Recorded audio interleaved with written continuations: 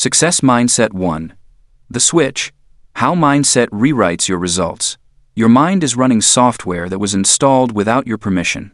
Every time you face a challenge, encounter failure, or consider pursuing something bigger, invisible programs activate in the background. These programs determine whether you see obstacles as threats or puzzles, whether you interpret criticism as attack or information, and whether you believe your abilities are fixed traits or skills that grow with practice. Most people never realize they're running outdated software. They assume their reactions to setbacks, their feelings about their own potential, and their predictions about what's possible are simply facts about reality. But these aren't facts. They're learned predictions, and like all software, they can be updated. The difference between people who achieve massive success and those who plateau isn't talent, luck, or circumstances. It's the operating system running between their ears. Some people have installed software that makes them more capable, more resilient, and more likely to persist through the messy middle of any worthwhile pursuit. Others are running programs that make them fragile, prone to giving up, and convinced that their current results represent their permanent limits. This software goes by many names in psychology research, but the most useful term is mindset. Your mindset isn't positive thinking or wishful optimism. It's your collection of beliefs about how the world works, what determines outcomes, and what you're capable of changing. These beliefs act as filters that determine what you notice, how you interpret events, and what actions seem worth taking. Consider two people facing the same situation. A harsh performance review at work. The first person has installed what psychologists call a fixed mindset. Their internal software interprets the criticism as evidence of their fundamental limitations. They think, "I'm not good at this type of work," or "My manager doesn't like me," or "Maybe I'm in the wrong field." Their software predicts that effort won't change much, that abilities are relatively stable, and that this setback reveals something permanent about their capacity. The second person is running different software, called a growth mindset. They interpret the same criticism as information about their current performance, not their permanent potential. They think, "I need to develop better strategies for this aspect of the work," or "This feedback shows me exactly where to focus my improvement efforts," or "My manager is invested enough in my development to give me specific guidance." Their software predicts that targeted effort can change outcomes, that abilities can be developed, and that this setback is temporary data, not a permanent verdict. Both people received identical feedback, but their mindset software processed it completely differently. The first person is likely to become defensive, reduce their effort, or start looking for an exit. The second person is likely to increase their effort, seek additional feedback, and use the criticism as a roadmap for improvement. Over time, these different responses compound into dramatically different results.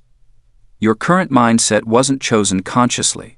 It was programmed through thousands of small experiences, comments from parents and teachers, cultural messages about talent and effort, and your own interpretation of successes and failures. If you grew up hearing, "You're so smart," after good performances, you likely developed beliefs that intelligence is a fixed trait and that struggle indicates inadequacy. If you heard, "You worked really hard on that," or "Your strategy really paid off," you probably developed beliefs that effort and methods drive results. The programming continues in adulthood through the stories you tell yourself about your experiences. When something goes well, do you attribute it to your abilities, your effort, your strategy, or luck? When something goes poorly, do you focus on what you lack or what you could do differently? These attributions aren't just thoughts. They're programming your software to expect certain relationships between actions and outcomes. Most people don't realize their mindset is programmable because the software runs automatically. When faced with a difficult challenge, you don't consciously choose to feel overwhelmed or excited. The feeling arises instantly based on your installed beliefs about challenge, effort, and capability. When you receive feedback, you don't deliberately decide whether to interpret it as helpful information or personal attack. Your mindset software makes that interpretation in milliseconds. But here's what changes everything. You can audit this software, you can identify the beliefs that are creating your automatic reactions, evaluate whether they're serving your goals, and consciously install more useful programs. The process isn't about forcing yourself to think positively. It's about upgrading your operating system to run more effective predictions about what actions lead to results. The most powerful upgrade involves shifting from beliefs about what you are to beliefs about what you can become. Instead of, "I'm not good with people," try, "I'm developing my social skills." Instead of, "I'm not creative," try, "I'm learning to generate and refine ideas." Instead of, "This is too hard for me," try, "I haven't figured out how to do this yet." That single word, yet, completely changes the prediction your software makes about what's possible. Another crucial upgrade involves changing your beliefs about the relationship between effort and ability. Many people believe that if something requires effort, it means they lack natural talent. This creates a terrible trap. The things most worth doing require sustained effort, but effort feels like evidence of inadequacy. The upgrade is recognizing that effort doesn't signal lack of ability. Effort builds ability. The people who achieve the most aren't those for whom everything comes easily. They're those who've learned to find satisfaction in the process of getting better at difficult things. You can also upgrade your software's predictions about failure and setbacks. Most people's mindset treats failure as evidence that they should quit or try something easier. But failure is actually information about which approaches don't work and what skills need development. When you install software that treats failure as data rather than verdict, setbacks become useful rather than devastating. The most sophisticated mindset upgrade involves your beliefs about control. People with an internal locus of control believe their actions significantly influence their outcomes. People with an external locus of control believe outcomes are mostly determined by luck, other people, or circumstances beyond their influence. Your locus of control isn't fixed. It's software that can be updated by paying attention to the connections between your choices and your results, and by focusing your energy on variables you can actually influence. Your current results are outputs of your current mindset software. If you want different results, you need different software. This isn't about pretending your current situation is fine or thinking your way out of real constraints. It's about installing beliefs that make you more likely to take effective action, persist through difficulties, and learn from both successes and failures. The most effective way to begin upgrading your mindset is to run a belief audit. For the next week, pay attention to your automatic thoughts when you encounter challenges, receive feedback, or consider pursuing something outside your comfort zone. Notice what your software predicts about the relationship between effort and results. Observe whether your internal dialogue focuses on fixed traits or changeable strategies. Catch yourself making statements about what you are versus what you're becoming. Once you've identified a limiting belief that's consistently generating unhelpful predictions, don't try to simply stop believing it. Instead, treat it as a hypothesis to test. If you believe, "I'm not good at public speaking," turn it into, "I haven't yet developed effective public speaking skills." Then design a small experiment to gather data. Sign up to give one short presentation. Focus on what you can control: preparation, practice, and learning from the experience. Let the results inform your next hypothesis. Your mindset is the master software that determines how you interpret everything else. Upgrade it, and everything else becomes more upgradable too. 2. Delete the fixed mindset. Build unshakable self-belief. The moment you tell yourself, "I'm just not good at this," you've activated one of the most dangerous programs running in your mind. It's called the fixed mindset, and it operates like a silent assassin of potential. Every time you face a challenge, this mental program whispers that your abilities are carved in stone, that talent is something you either have or you don't, and that struggle means you're simply not cut out for whatever you're attempting. This chapter is about deleting that program forever and installing something far more powerful in its place. Unshakable self-belief that grows stronger with every setback, every mistake, and every moment of doubt. The psychology behind fixed mindset thinking runs deeper than most people realize. When you believe your intelligence, creativity, or abilities are static traits, your brain interprets any difficulty as evidence of your limitations. A failed presentation becomes proof you're not a natural speaker. A rejected business proposal confirms you lack entrepreneurial instincts. A struggle with learning new skills validates your belief that you're too old, too slow, or too far behind to change. But here's what the research reveals: that changes everything. Your brain doesn't distinguish between what you tell yourself about your abilities and what's actually true about them. When you think, "I'm terrible with people," your nervous system responds as if this is a fact about reality rather than a story you're telling yourself. Your body produces stress hormones, your attention narrows, and you begin unconsciously collecting evidence that supports this belief while ignoring anything that contradicts it. This is where attribution style becomes crucial to understand. Attribution style is how you explain to yourself why things happen, especially when things go wrong. People with fixed mindsets tend to make what psychologists call internal, stable, and global attributions for failure. Internal means you blame yourself. Stable means you believe the cause won't change. Global means you think it affects everything you do. When someone with a fixed mindset struggles to learn a new skill, they might think, "I'm just not smart enough for this. I never have been, and I probably never will be good at anything that requires real intelligence." That's internal, stable, and global. It's also a recipe for what Martin Seligman called learned helplessness, where you stop trying because you've convinced yourself that effort won't matter.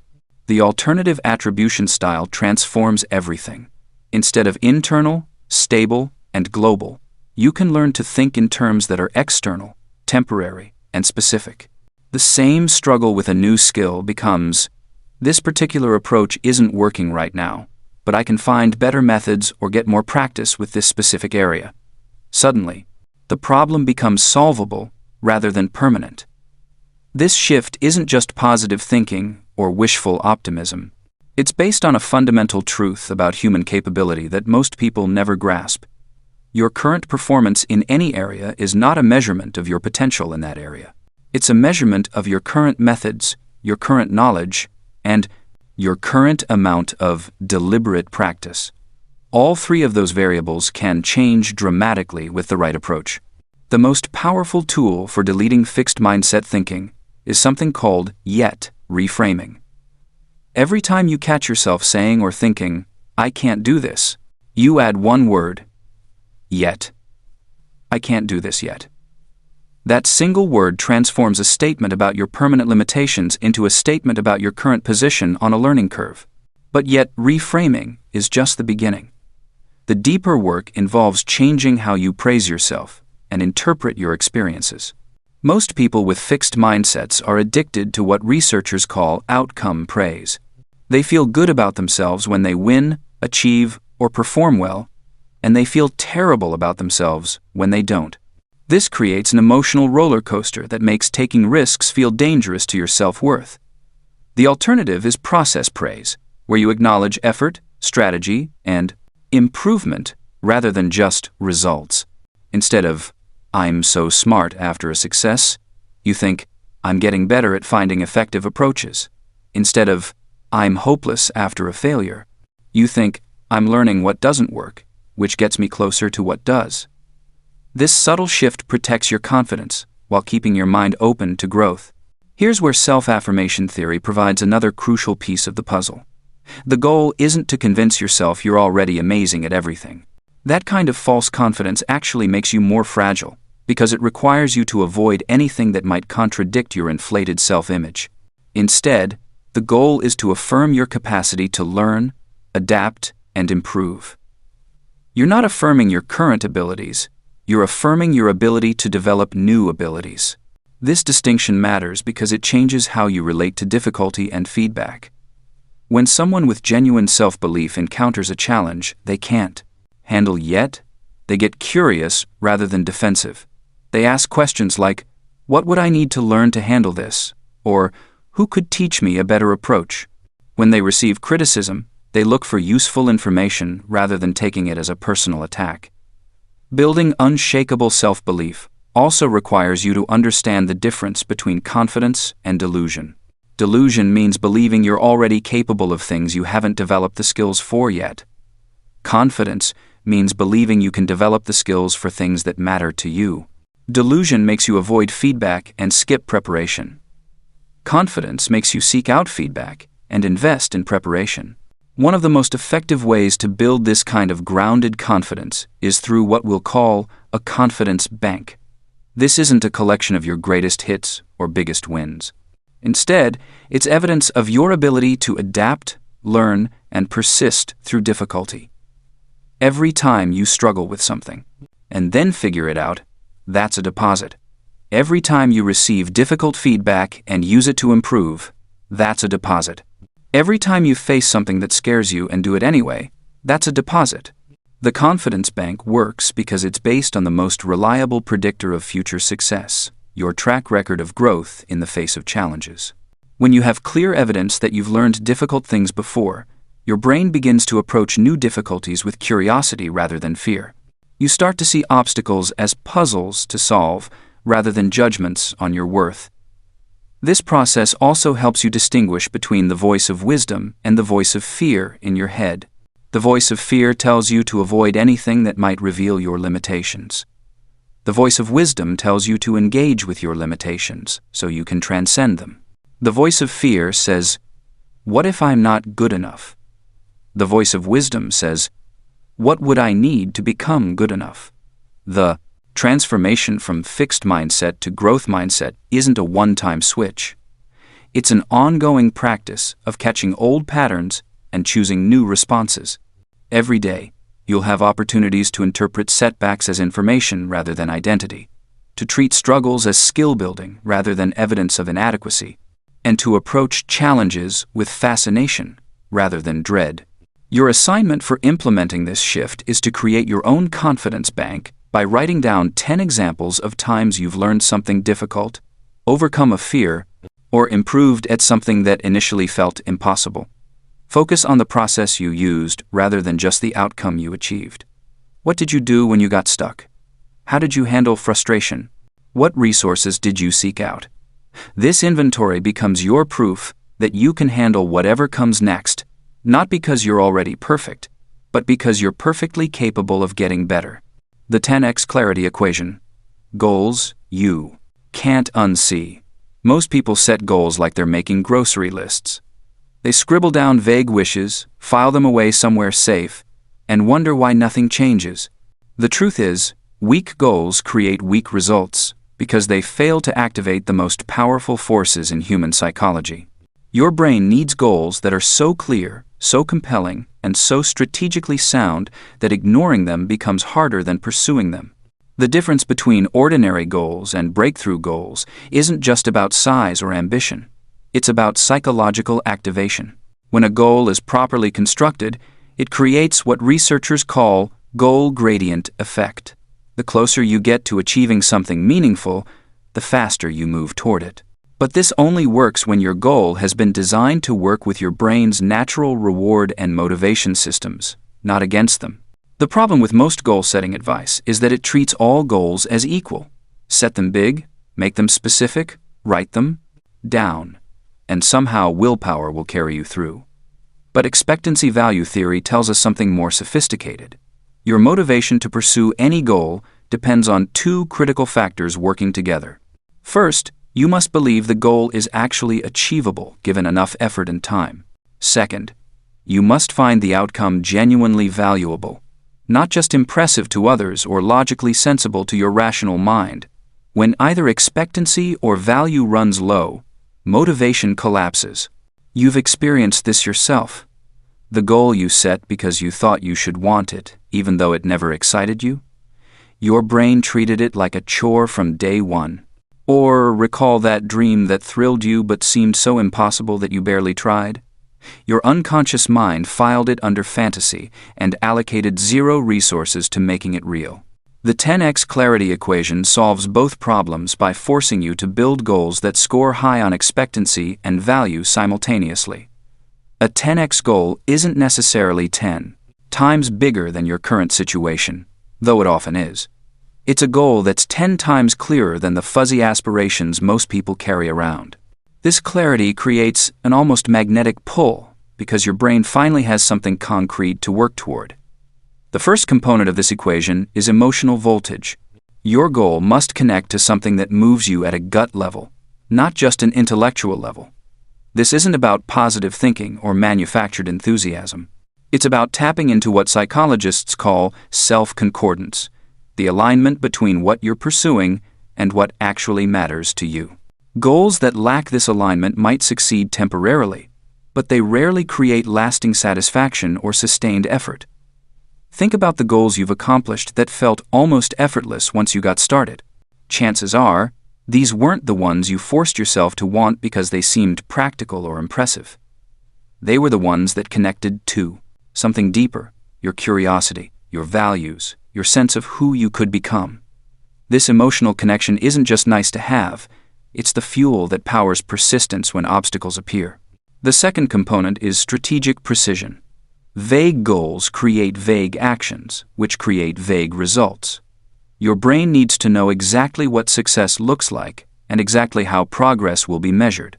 This isn't about creating rigid plans that never change. It's about giving your unconscious mind clear parameters so it can begin noticing opportunities, resources, and solutions you might otherwise miss. When you define a goal with genuine precision, something remarkable happens. Your attention starts filtering reality differently. Relevant information begins standing out. Conversations that relate to your goal become more memorable. People who can help you seem to appear from nowhere. This isn't magic or luck, it's your brain's reticular activating system doing what it's designed to do, when it finally has clear instructions. The third component is constraint design. This might seem counterintuitive, but limitations actually make goals more motivating, not less. When you have unlimited time and unlimited options, your brain has trouble prioritizing. But when you add meaningful constraints, deadlines, resource limits, or specific conditions, you create what researchers call beneficial constraints that focus, effort, and accelerate decision-making. The most powerful constraint is usually time, not artificial urgency, but a realistic deadline that creates appropriate pressure without panic. Your brain treats open-ended goals like someday projects, allocating minimal resources and attention. But when you attach a specific timeline to a clear outcome, your mental planning systems activate. You begin unconsciously working backward from the deadline, identifying what needs to happen when. Here's how to build your own 10x goal using this equation. Start with the outcome you want, but resist the urge to make it sound impressive to others. Instead, make it compelling to you. What would genuinely excite you to accomplish? What would make you feel like you'd grown into a new version of yourself? The goal doesn't have to be original or groundbreaking. It just has to matter to you. Next, get brutally specific about what success looks like. Instead of get in shape, define exactly what physical condition you want to achieve and how you'll measure it. Instead of start a business, specify what kind of business doing what for whom, generating what level of results. Instead of improve relationships, identify which relationships you want to change and what different interactions would look like. Then, add your constraints. When will this be accomplished? What resources will you use and not use? What rules will govern your approach? These limitations aren't restrictions on your success, they're the boundaries that make success definable and therefore achievable. Finally, test your goal against the expectancy value framework. Do you genuinely believe this outcome is possible if you apply consistent effort over your timeline? If not, either adjust the goal or break it into smaller phases where expectancy feels realistic.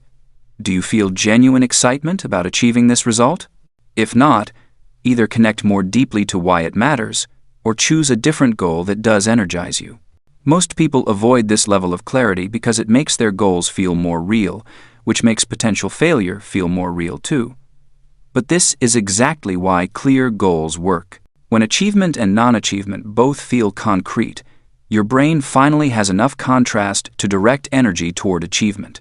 Your 10x goal should be impossible to ignore once you've defined it properly.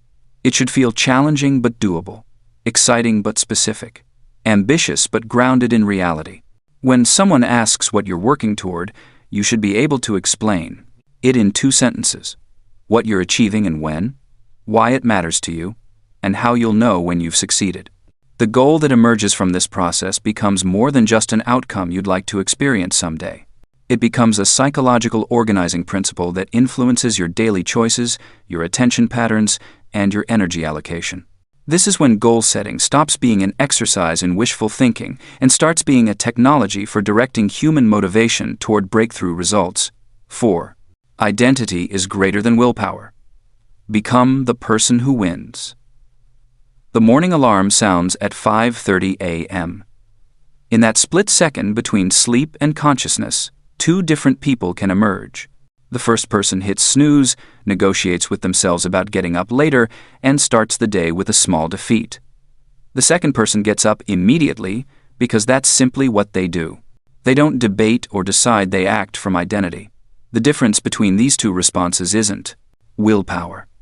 It's something far more powerful and sustainable: identity. While willpower is a finite resource that depletes throughout the day, identity operates like an internal compass that doesn't require constant decision-making or mental energy. When your actions align with who you believe yourself to be, resistance melts away and consistency becomes natural. Most people approach change backward. They focus on what they want to achieve or what they want to do, but they skip the most crucial element: who they need to become. This creates an exhausting cycle of fighting against their own self-concept. Every time they try to act in ways that contradict their internal identity, their mind creates friction. It's like trying to hold a beach ball underwater. It requires constant effort, and eventually something gives way. The psychology behind this phenomenon lies in a principle called cognitive dissonance. Your brain has a powerful drive to keep your beliefs and actions in harmony. When there's a mismatch between who you think you are and how you behave, your mind experiences uncomfortable tension. To resolve this tension, you'll either change your behavior to match your identity or change your identity to match your behavior. Most people unconsciously choose the first option, which is why they revert to old patterns. But here's where it gets interesting. You can deliberately leverage this mental mechanism in your favor. Instead of letting your current identity dictate your actions, you can strategically adopt a new identity and let cognitive dissonance work for you. When you truly see yourself as a certain type of person, acting against that identity becomes psychologically uncomfortable. Your brain will actually push you toward behaviors that confirm your self-concept. Consider the difference between saying, "I'm trying to quit smoking," versus "I don't smoke." The first statement implies struggle and uncertainty. The second is a declaration of identity. When someone offers a cigarette to a person who says they're trying to quit, there's room for negotiation. When someone offers a cigarette to a person who doesn't smoke, the answer is automatic and absolute. This same principle applies to every area of achievement. The person who struggles to exercise regularly sees themselves as someone who should work out. The person who exercises consistently sees themselves as someone who does work out. The person who fights to wake up early identifies as a night person trying to change. The person who wakes up early identifies as a morning person. The identity comes first, and the behavior follows naturally. The key insight is that identity isn't fixed, it's constructed from the stories you tell yourself about your past actions. Every time you perform a behavior, you cast a vote for the type of person you are. Do something once, and it's an exception. Do it repeatedly, and it becomes evidence of identity. Your brain looks at your pattern of actions and creates a narrative about who you are based on what you consistently do. This means you have the power to shape your identity through deliberate action. You don't need to wait until you feel like a different person to start acting differently. You can start acting differently to become a different person. Each small action that aligns with your desired identity strengthens that self-concept. Each repetition makes the new identity feel more real and authentic. The process begins with clarity about who you want to become. Rather than focusing solely on outcomes, ask yourself what type of person would achieve those outcomes naturally. If your goal is to build a successful business, what type of person runs a successful business? If you want to be in excellent physical shape, what type of person maintains excellent physical fitness? If you desire strong relationships, What type of person builds and maintains strong relationships? Once you've identified the target identity, you can begin to embody it through small, consistent actions. These don't need to be dramatic or time-intensive. The power lies in repetition and consistency, not in the size of individual actions. A single push-up performed daily by someone who sees themselves as fit is more powerful than an hour at the gym performed sporadically by someone who sees themselves as lazy. The most effective identity statements follow a specific pattern. I'm the type of person who... This phrasing is crucial because it connects your actions to your sense of self rather than to external circumstances or temporary motivation. I'm the type of person who keeps commitments to myself. I'm the type of person who invests in learning new skills. I'm the type of person who maintains excellent health. These statements become internal mantras that guide decision-making throughout the day. When faced with a choice, you can ask yourself what your desired identity would do in this situation. The answer usually becomes clear, quickly. The person who sees themselves as disciplined doesn't debate whether to skip their morning routine. The person who identifies as a leader doesn't hesitate to speak up in meetings. The person who views themselves as successful doesn't waste time on activities that don't align with their goals. Evidence plays a crucial role in solidifying new identities. Your brain needs proof that these new identity statements are true. This is why small, daily actions are so powerful. They provide constant evidence that supports your evolving self-concept. Each time you act in alignment with your desired identity, you strengthen the neural pathways associated with that self-image. Keep a simple record of identity-confirming actions. This isn't about tracking outcomes or measuring performance. It's about collecting evidence of who you're becoming. Did you act like the type of person you want to be today? In what specific ways? This evidence accumulates over time and creates unshakable confidence in your new identity. The beauty of identity-based change is that it eliminates the need for constant motivation or willpower. When someone asks why you maintain certain habits or pursue certain goals, the answer becomes simple. Because that's who I am. There's no negotiation, no internal debate, no reliance on external circumstances or emotional states. Your identity provides a stable foundation that doesn't fluctuate with mood or motivation. This approach also handles setbacks more gracefully. When your motivation is based on outcomes or temporary enthusiasm, a single failure can derail your entire effort. When your motivation is based on identity, a single failure is just inconsistent behavior that doesn't match who you are. You naturally want to return to identity-confirming actions because the alternative feels wrong. Start by choosing one clear identity that aligns with your most important goal. Write it down in the I'm the type of person who format. Then, identify 3 small, specific actions you could take daily that would provide evidence for this identity. These should be so small that you can do them even on your worst days. Remember, you're not trying to achieve dramatic results quickly. You're trying to prove to yourself that you are becoming a different type of person. Commit to performing these 3 identity signals every day for the next 30 days. Track them not as tasks to complete, but as evidence of who you're becoming. Watch how your internal dialogue shifts from I should do this to I do this. Notice how decisions become easier and more automatic when they align with your identity. Your identity is the ultimate form of intrinsic motivation. It doesn't depend on external rewards, social recognition, or temporary enthusiasm. It operates from the inside out, creating a powerful and sustainable drive for consistent action. When you truly become the person who wins, winning becomes inevitable. 5. Habit architecture. Design behaviors that compound. The secret to massive achievement isn't found in moments of heroic effort or bursts of inspiration. It lives in the mundane repetition of small actions that seem almost insignificant in isolation but create extraordinary results when compounded over time. This is the power of habit architecture, the deliberate design of automatic behaviors that require minimal willpower yet deliver maximum impact. Your brain is constantly looking for ways to conserve energy. It wants to turn repeated behaviors into automatic scripts so it can focus its limited processing power on novel challenges. This neurological efficiency system works whether you're building constructive habits or destructive ones. The architecture remains the same. Only the direction of travel changes. Every habit follows a predictable pattern that scientists call the habit loop. First comes the cue, an environmental trigger that signals your brain to initiate a specific routine. Next is the routine itself, the actual behavior you perform. Finally, there's the reward, the benefit you gain that reinforces the entire cycle.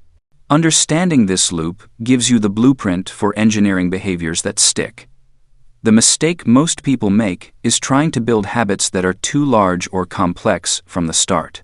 They decide they're going to exercise for an hour every morning, write for 90 minutes each day, or completely overhaul their diet overnight. These ambitious intentions crash into the reality of human psychology. When a new behavior feels difficult or time-consuming, your brain treats it as a threat to its energy conservation mission. Resistance builds quickly, and willpower becomes a finite resource that depletes throughout the day. Smart habit architecture starts with behaviors so small they seem almost silly not to do. The power lies not in the size of the initial action, but in the consistency of repetition and the compound growth that follows. A 2-minute daily walk seems insignificant compared to an hour at the gym, but it builds the neural pathway for movement and exercise identity. Reading 1 page each day feels less impressive than finishing entire books and weekend marathons, but it creates a sustainable learning habit that accumulates wisdom over years rather than burning out in weeks. The cue is your habit's launching mechanism, and environmental design makes all the difference. Your surroundings are constantly communicating with your subconscious mind, suggesting certain behaviors while making others less likely. If you want to read more, place a book on your pillow each morning when you make your bed. The visual cue will remind you of your intention when you return that evening. If you want to drink more water, fill a large glass and place it somewhere. You'll encounter it repeatedly throughout the day. The most effective cues are specific, obvious, and tied to existing routines. Rather than relying on vague intentions like I'll meditate more, you create precise triggers like, after I brush my teeth in the morning, I will sit on the meditation cushion I've placed next to my bathroom door. This level of specificity eliminates the need for decision-making in the moment, which is when most good intentions collapse under the weight of competing priorities or mental fatigue. Habit stacking leverages routines you already perform consistently as anchors for new behaviors. Your existing habits are already wired into your neural pathways and happen automatically. By attaching a new behavior to an established one, you borrow the momentum and reliability of the old habit to power the new one. After you pour your morning coffee, you write in your gratitude journal. After you sit down at your desk, you review your daily priorities.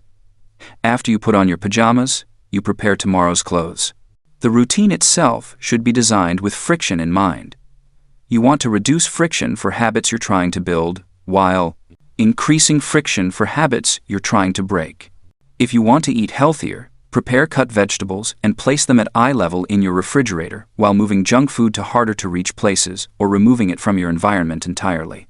If you want to read more, keep books in multiple locations throughout your living space while putting your phone in another room or a drawer when you want to focus. 2-minute rule thinking prevents overwhelm and builds momentum through quick wins. The goal isn't to limit yourself to 2 minutes forever, but to establish the behavior pattern first and let natural expansion occur over time. Once you've successfully meditated for 2 minutes each day for several weeks, you'll often find yourself naturally extending the session because you've overcome the initial resistance and started experiencing benefits. The habit is established and growth becomes organic rather than forced.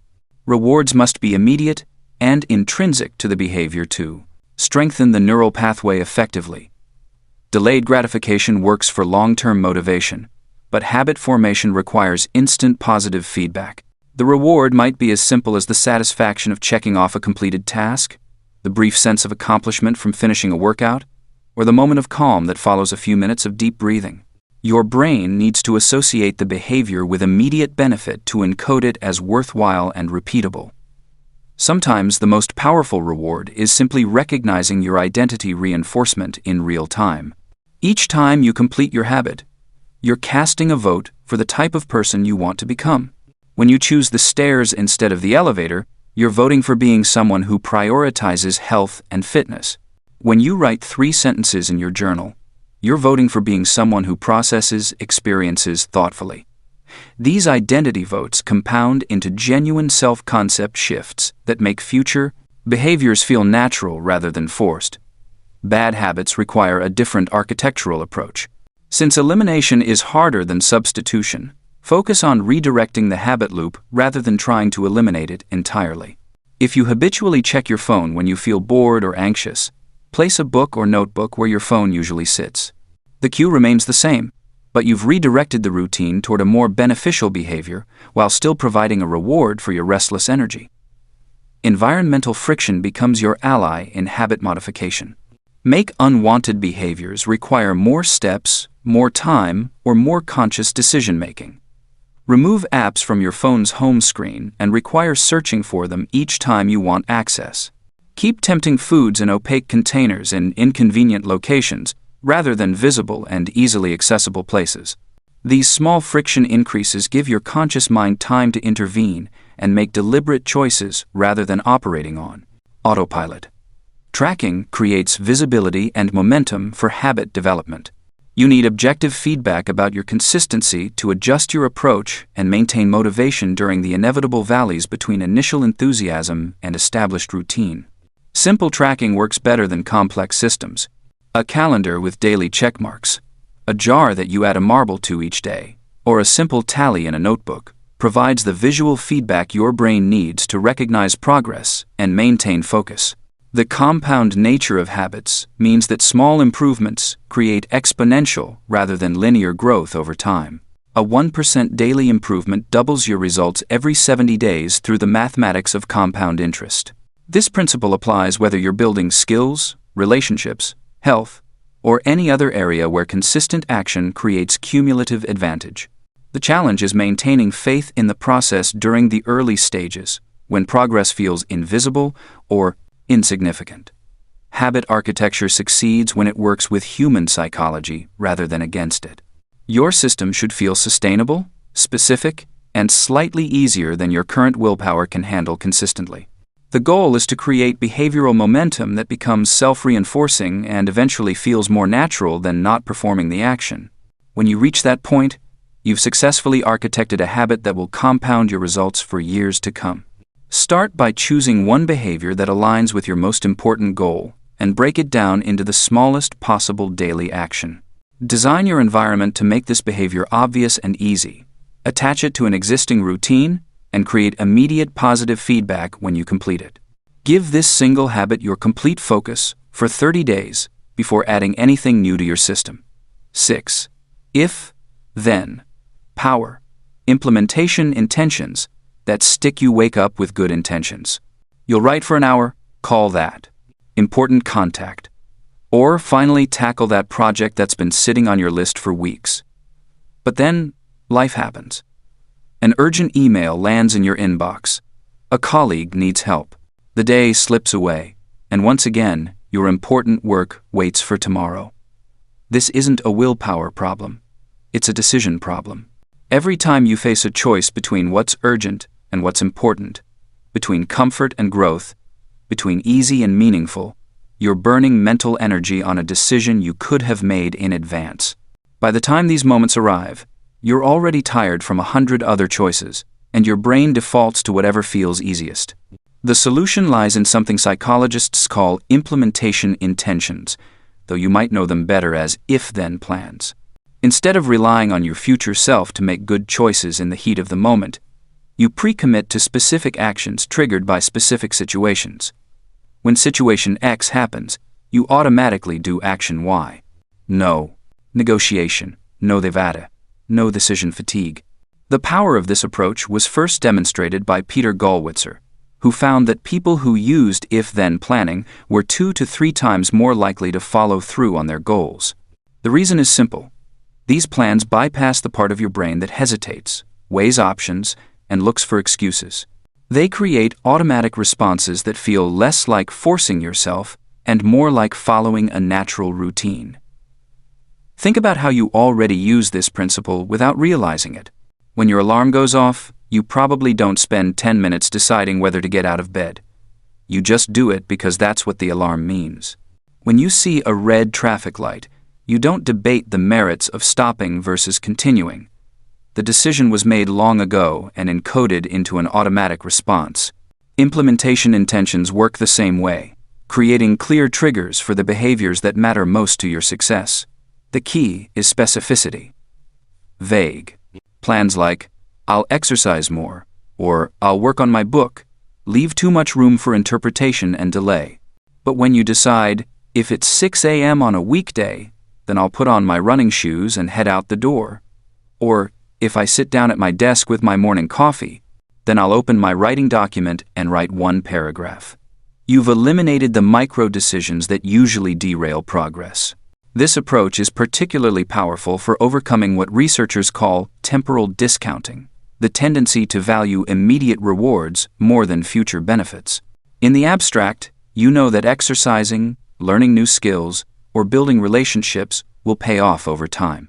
But in the moment, when you're tired or distracted, those future benefits feel distant and theoretical, while the immediate comfort of avoiding effort feels very real. Implementation intentions bridge this gap by making the right choice feel automatic rather than effortful. When you've already decided that, if I feel resistance to starting my important project, then I'll work for just 10 minutes. You don't have to overcome resistance in real time, you just follow the plan. The most effective if-then plans focus on your highest leverage behaviors, the actions that create the biggest impact on your goals with the least amount of effort. These are usually the things you know you should do but find easy to postpone. The daily practice that builds skills, the weekly review that keeps you on track, the monthly check-in that ensures you're still moving toward what matters. Start by identifying the 3 behaviors that would make the biggest difference in your results if you did them consistently. Maybe it's spending the first hour of your day on your most important project, having a meaningful conversation with someone in your field once a week, or dedicating 30 minutes each evening to learning something new. Whatever they are, these behaviors should feel important but not urgent, the kind of things that are easy to skip without immediate consequences but compound dramatically over time. For each behavior, create an if-then plan that specifies both the trigger and the exact action you'll take. The trigger should be something that happens naturally and regularly, a time of day, a location, or something you already do consistently. The action should be specific enough that there's no ambiguity about what to do. Instead of, "Then I'll work on my project," try, "Then I'll open my project file and write the next 3 sentences," or, "Then I'll review my outline and choose one section to develop." The beauty of this approach is that it works even when you don't feel motivated. Motivation is unreliable. It comes and goes based on your mood, energy level, and what else is happening in your life. But implementation intentions create structure that works, regardless of how you feel. When the trigger occurs, you follow the plan, not because you're excited about it, but because that's simply what happens next. Many people resist this kind of pre-commitment because it feels restrictive. They worry about losing flexibility or spontaneity.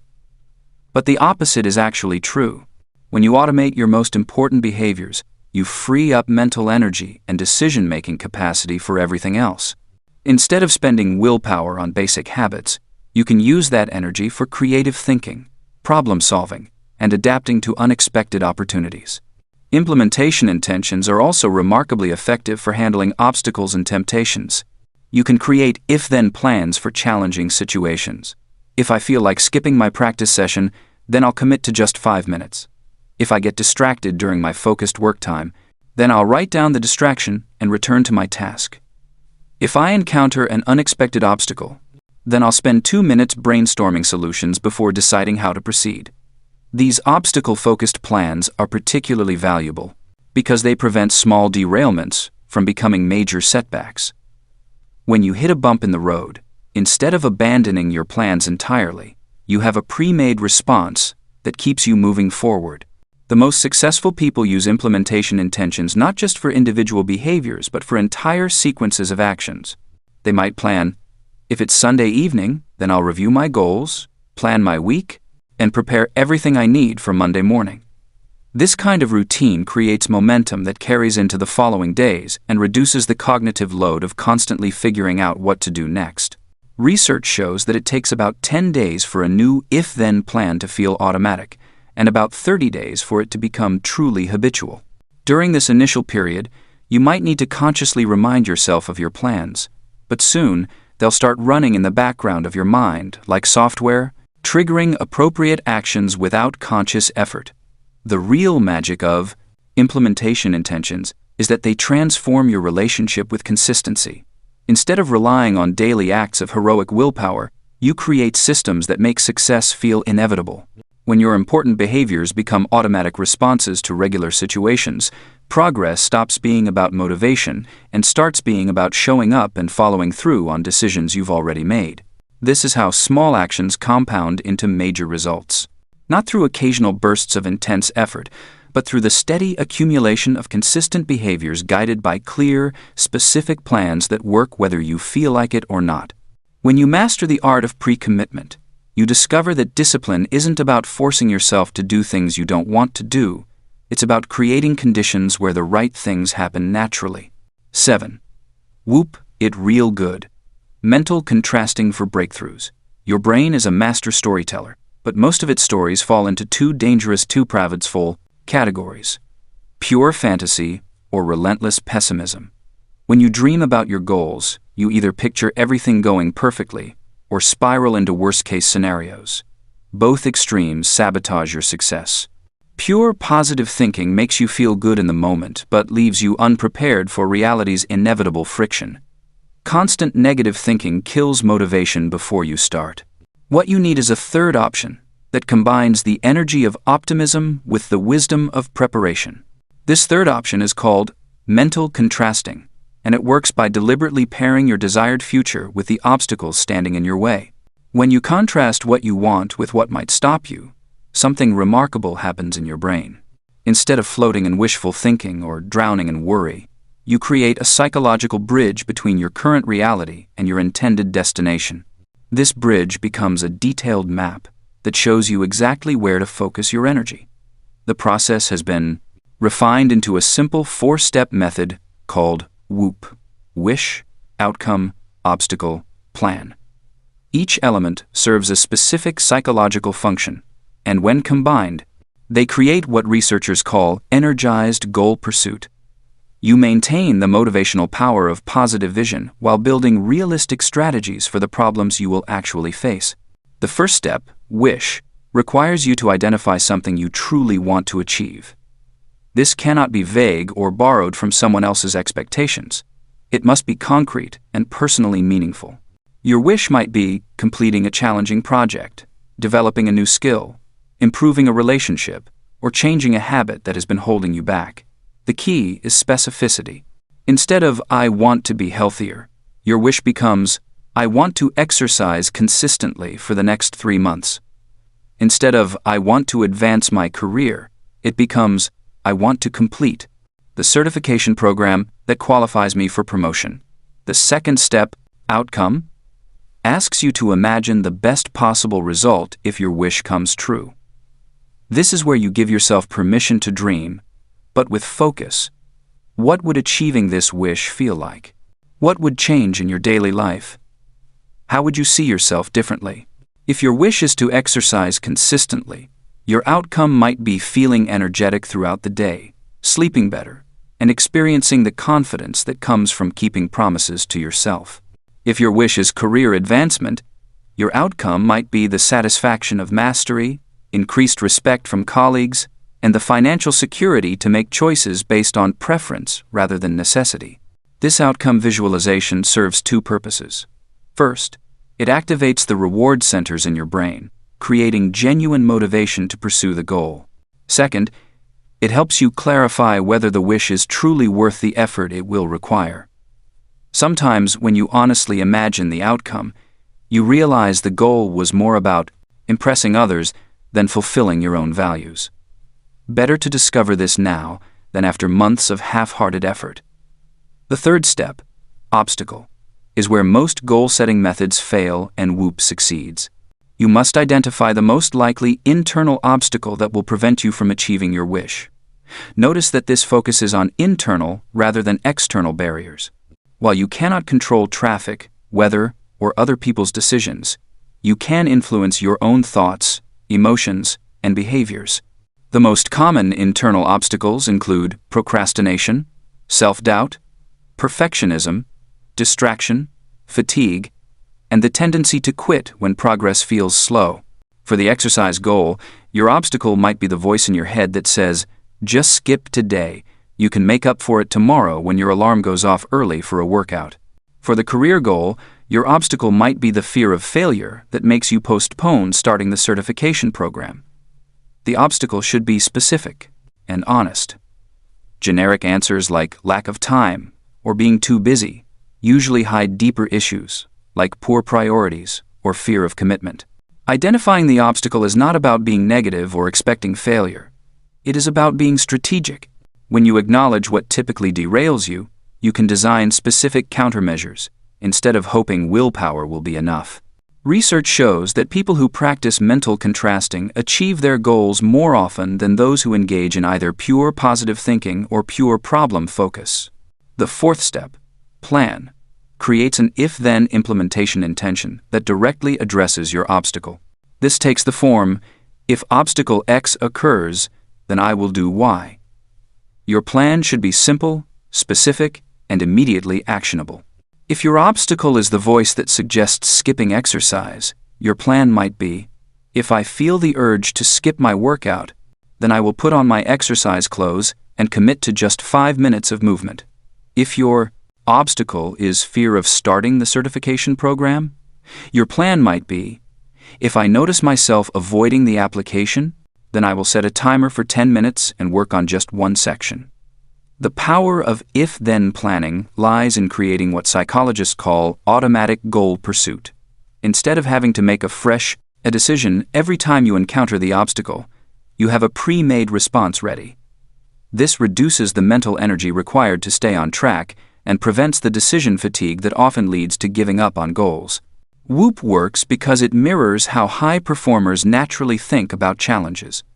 They maintain clear vision of what they want while simultaneously preparing for what might go wrong. This dual focus creates what researchers call realistic optimism. You believe in your ability to succeed while respecting the genuine difficulties involved. The method becomes even more powerful when you make it a daily practice.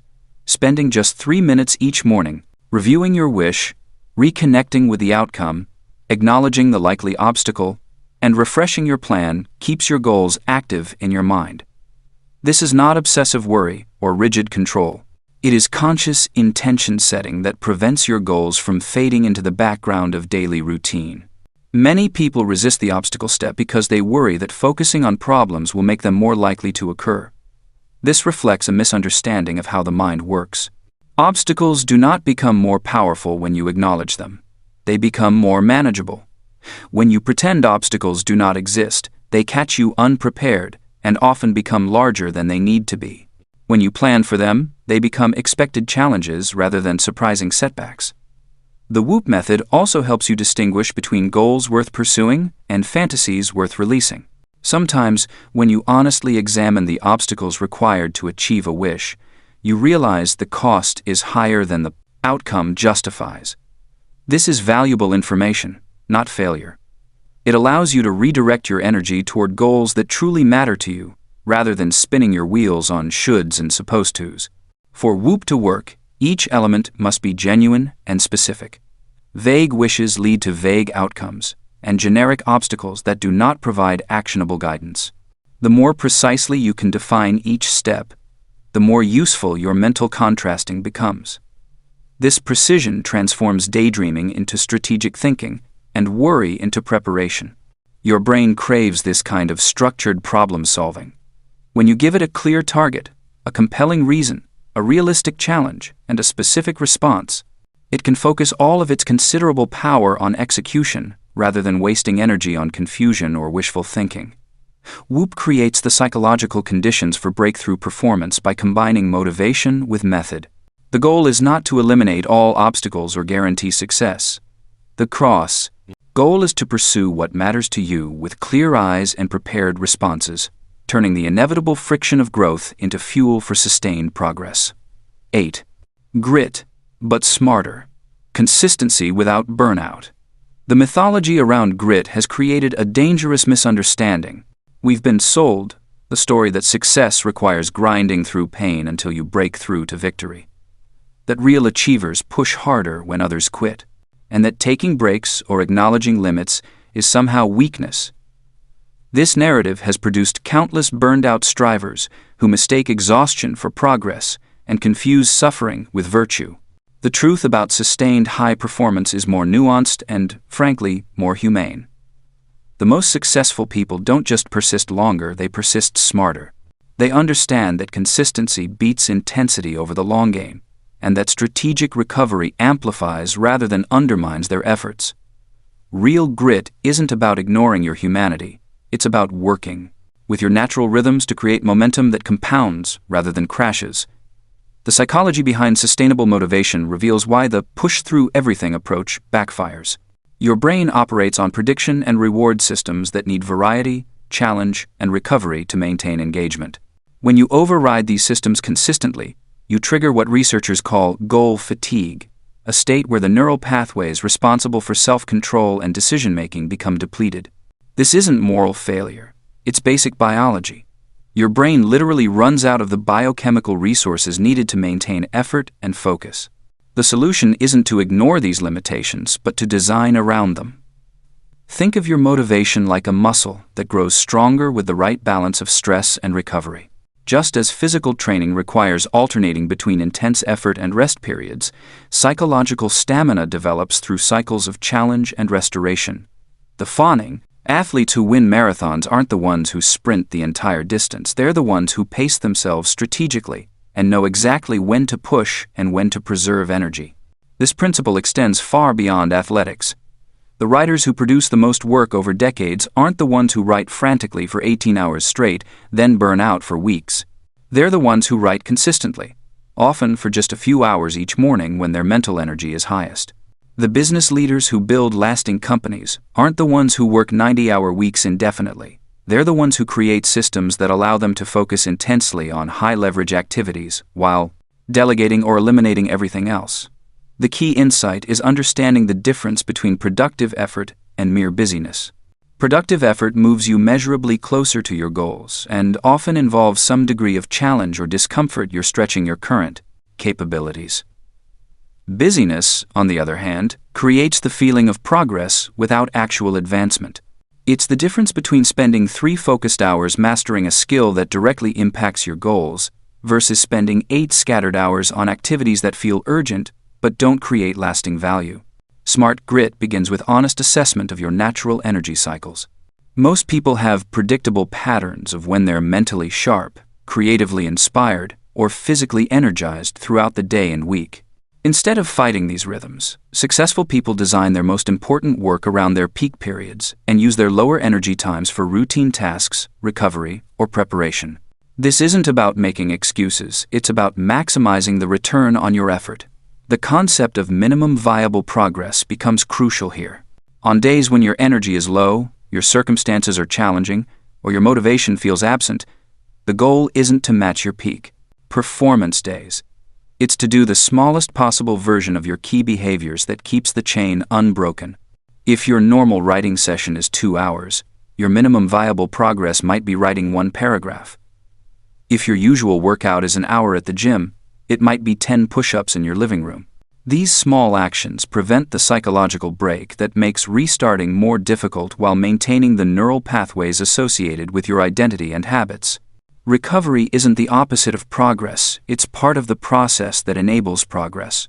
Your brain consolidates learning and rebuilds motivation during rest periods. Your body repairs and strengthens during sleep. Your creativity often emerges during relaxed states when your mind can make new connections. When you skip recovery, in the name of productivity, you're not just risking burnout, you're literally reducing your capacity to improve and adapt. The most sustainable achievers build recovery into their systems, proactively rather than waiting until exhaustion forces them to stop. This might mean scheduling 1 complete rest day per week, taking a short walk between intense work sessions, or planning a longer break every few months to prevent accumulated fatigue.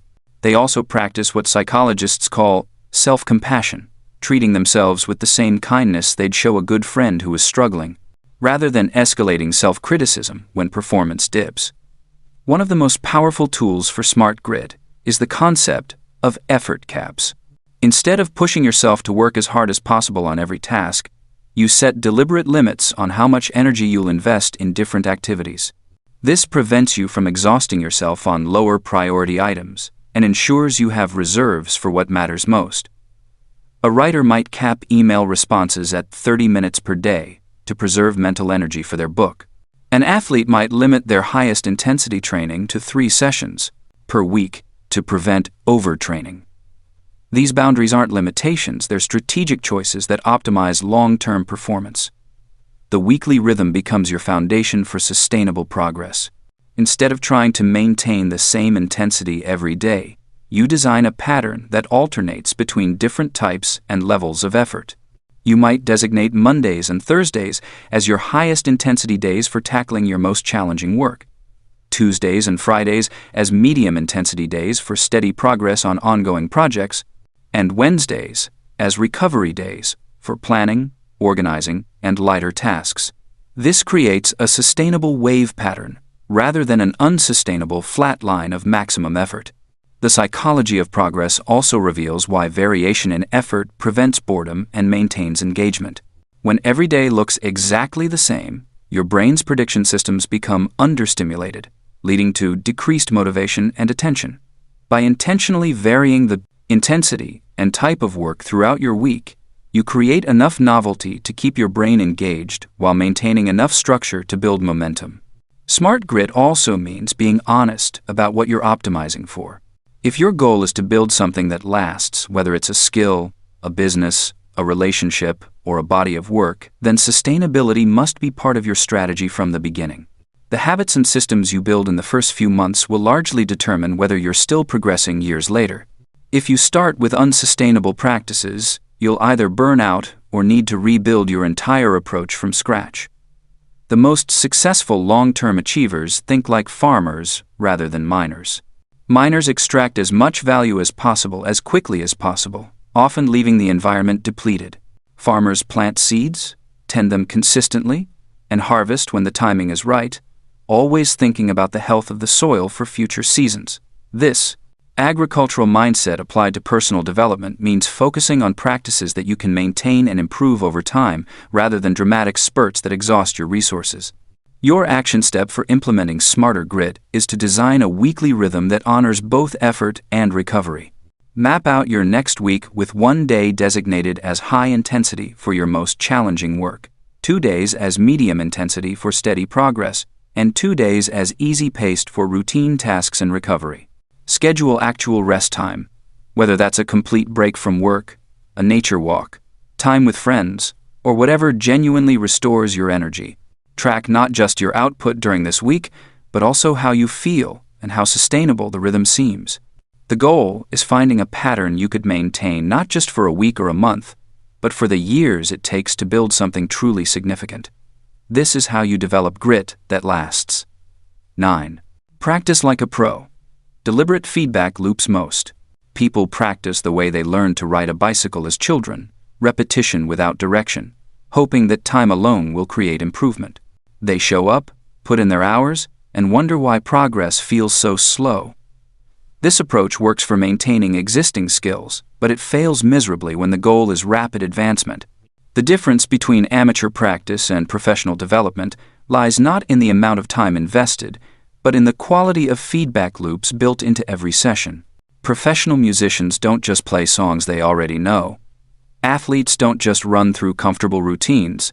Masters in any field understand that improvement happens at the edge of current ability, where mistakes become teachers and discomfort signals growth. This principle, known as deliberate practice, transforms random effort into systematic advancement. The psychology behind deliberate practice reveals why most improvement efforts stall. When people practice within their comfort zone, they activate automatic processes that require minimal mental effort. The brain treats familiar tasks as background activities, conserving energy for more demanding challenges. This conservation mode prevents the neural adaptation necessary for skill development. Real improvement requires what psychologists call desirable difficulties, challenges that feel uncomfortable but remain achievable with focused effort. Feedback timing plays a crucial role in how quickly skills develop. Immediate feedback creates the strongest learning connections because the brain can directly link action to result.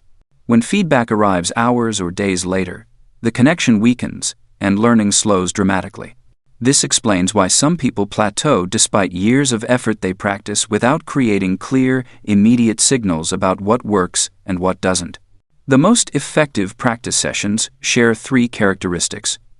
They isolate specific components of larger skills, they provide objective measurement of performance, and they create conditions where mistakes become instantly visible.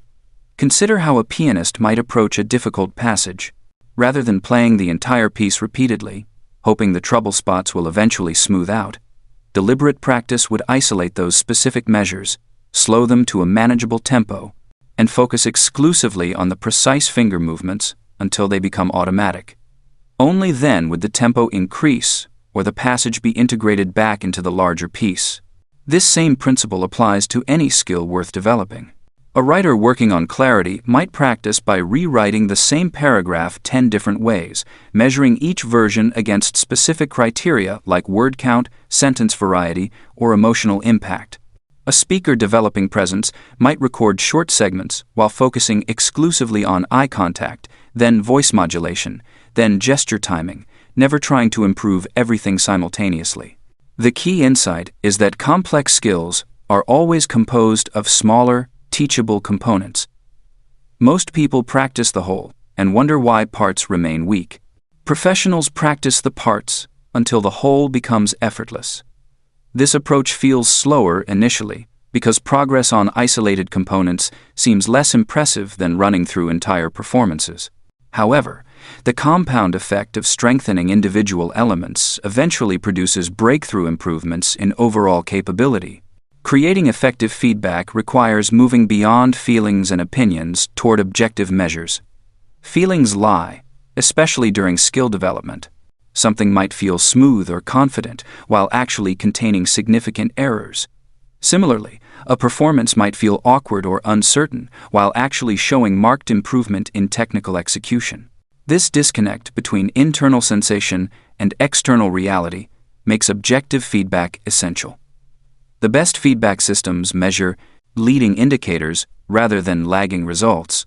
A salesperson learning to build rapport might count specific behaviors like questions asked, names used, or genuine compliments given, rather than only tracking final sales numbers. These leading indicators provide immediate, actionable information that can be adjusted within single practice sessions. Error-based learning represents another crucial element of deliberate practice.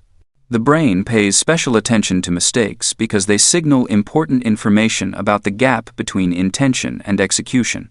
However, most people try to avoid errors during practice, treating them as failures rather than data. This avoidance actually slows learning by reducing the very signals the brain needs to make adjustments. Professional practice deliberately creates situations where errors become frequent and obvious. A tennis player might practice returns standing closer to the net than usual, making timing errors more apparent. A negotiator might practice with artificially tight constraints, making strategy mistakes more visible. These artificially difficult conditions accelerate learning by concentrating feedback into shorter timeframes. The challenge-skill balance must be carefully maintained throughout deliberate practice sessions. If the challenge exceeds current skill by too wide a margin, frustration replaces focus and learning stalls. If the challenge falls too far below current ability, attention drifts and improvement stops.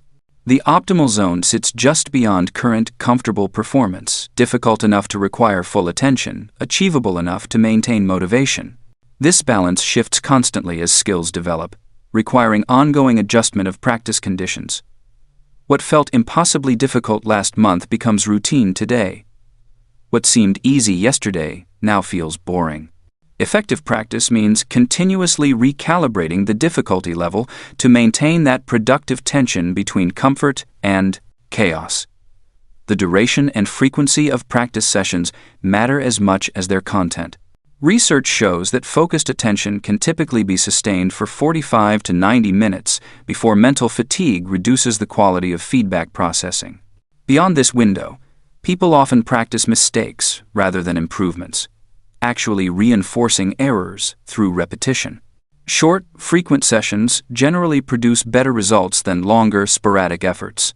The brain consolidates learning between practice sessions, making daily engagement more effective than weekend marathons. This pattern also prevents the mental fatigue that leads to sloppy repetition masquerading as productive effort.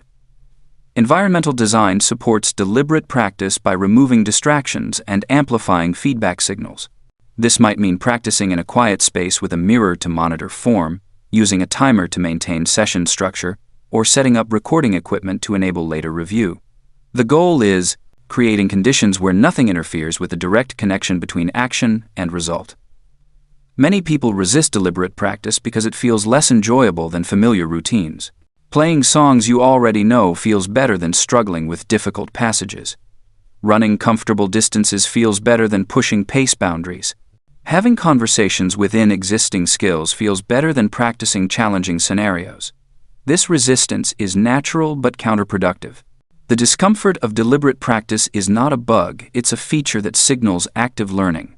Building a sustainable practice routine requires balancing this productive discomfort with enough variety and progress recognition to maintain motivation over time.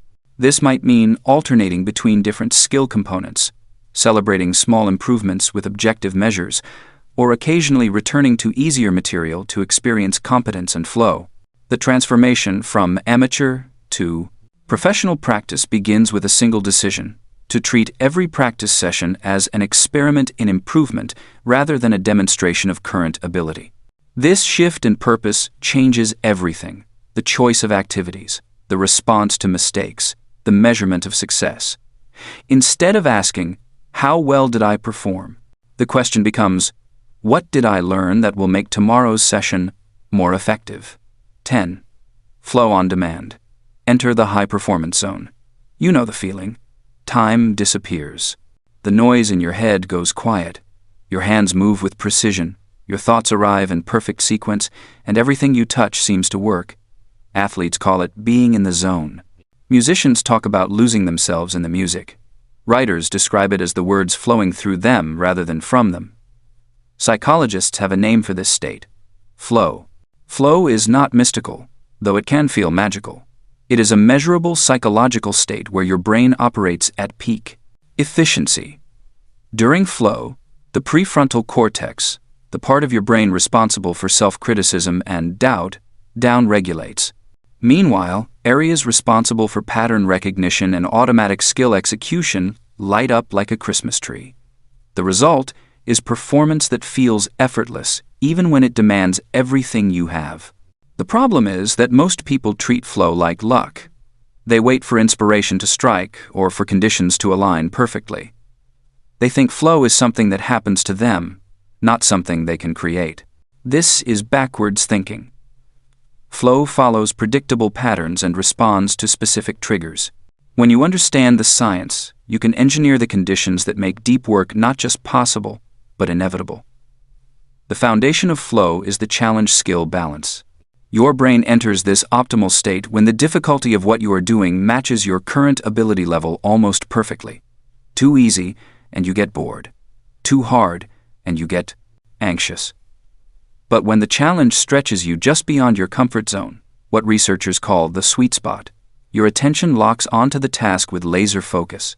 This is why video games are so addictive. Good games automatically adjust difficulty to keep you in this sweet spot. As your skills improve, the challenges scale up. You are always operating right at the edge of your abilities, which keeps your brain fully engaged. The same principle applies to any skill worth developing.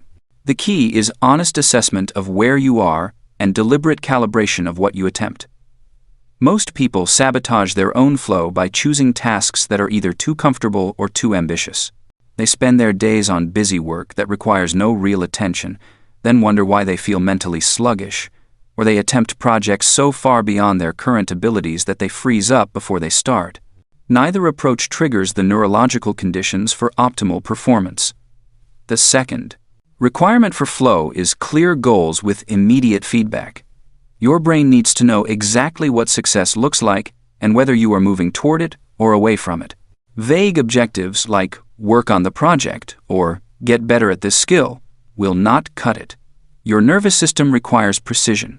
It wants to know exactly what you are aiming for and exactly how close you are getting. This is why activities like playing a musical instrument or practicing a sport can generate flow so easily. The feedback is immediate and obvious. You hear the wrong note instantly. You see the ball miss the target right away. Your brain gets the information it needs to make micro-adjustments in real time. The learning loop tightens, attention deepens, and performance improves. You can create this same clarity and feedback in any domain. If you are writing, set a specific word count and track your progress. If you are learning a skill, break it into measurable components and score yourself on each. 1. If you are solving problems, define exactly what solution looks like and create checkpoints to measure your progress toward it. The more specific your target and the faster your feedback, the easier it becomes for your brain to lock into flow. The third element is single-task focus. Flow is impossible when your attention is divided. Every time you switch between tasks, your brain needs time to reorient itself. Researchers call this switching cost, and it can take up to 25 minutes to fully refocus after an interruption. Even small distractions, a notification sound, a conversation in the background, the knowledge that your phone is nearby create what scientists call attention residue. Part of your mental capacity remains allocated to the distraction instead of being available for the task at hand. Creating the conditions for uninterrupted focus requires both physical and mental preparation. Physically, you need to eliminate obvious distractions. Put your phone in another room, not just on silent. Close unnecessary windows on your computer. Choose an environment where interruptions are unlikely. But physical preparation is only half the battle. Mental preparation is equally important. Your brain needs to know that this time block is sacred. This is where ritual becomes powerful. Professional athletes have pre-game routines not because they are superstitious, but because ritual signals to the nervous system that it is time to perform. The routine becomes a trigger that primes your brain for the kind of focused attention that flow requires. Your pre-flow ritual should be simple, consistent, and personally meaningful. It might be as basic as clearing your desk, taking 3 deep breaths, and stating your intention for the session out loud. Or it could involve specific music, lighting, or physical movements that help you transition from everyday consciousness to performance mode. The content matters less than the consistency. You are training your nervous system to associate these specific actions with deep focus. Time boundaries are also crucial. Flow requires a sense of urgency without panic. When time feels infinite, your brain has no reason to engage fully. When time feels impossibly short, anxiety blocks the relaxed concentration that flow requires. The sweet spot is usually between 90 and 120 minutes, long enough for your brain to settle into deep focus, but not so long that the session feels overwhelming. Setting a clear endpoint also prevents the mental fatigue that comes from open-ended work sessions. When you know exactly when you will stop, your brain can allocate its resources more efficiently. It stops trying to pace itself for an unknown duration and commits fully to the time you have defined. The relationship between stress and flow is counterintuitive. Most people think optimal performance requires being relaxed, but that is only half true. Flow actually occurs in a state of relaxed intensity. You are calm but fully engaged, focused but not forced. This is why breathing is such an important part of entering flow. Slow, controlled breathing activates your parasympathetic nervous system, the rest and digest response, while maintaining the alertness you need for challenging tasks. One of the most practical ways to trigger flow is through what researchers call autotelic experiences, activities that are inherently rewarding rather than done for external reasons. When you engage in something for the pure satisfaction of doing it well, your brain naturally shifts into the present moment. Self-consciousness fades. the gap between action and awareness disappears. You become the activity you are performing. This is why it is so important to find elements of genuine interest in whatever you are working on. If the entire task feels like drudgery, flow becomes nearly impossible. But if you can identify aspects that genuinely engage your curiosity or challenge your abilities in satisfying ways, you create entry points for deeper engagement. Environmental factors also play a larger role than most people realize. Temperature, lighting, and sound all affect your brain's ability to enter flow states. Most people perform best in slightly cool environments where they need to maintain alertness. Natural light or full-spectrum artificial light supports the neurological processes involved in sustained attention. Background noise that masks distracting sounds without itself being distracting, like consistent white noise or instrumental music, can help maintain focus. The goal is not to recreate the exact same environment every time, but to understand how environmental factors affect your particular nervous system and to optimize them when possible. Some people need complete silence. Others perform better with subtle background sound. Some need bright light. Others prefer dimmer, warmer lighting. Pay attention to when you naturally slip into deeper focus and note what conditions were present. Flow is not just about peak performance in the moment. Regular flow experiences actually rewire your brain over time.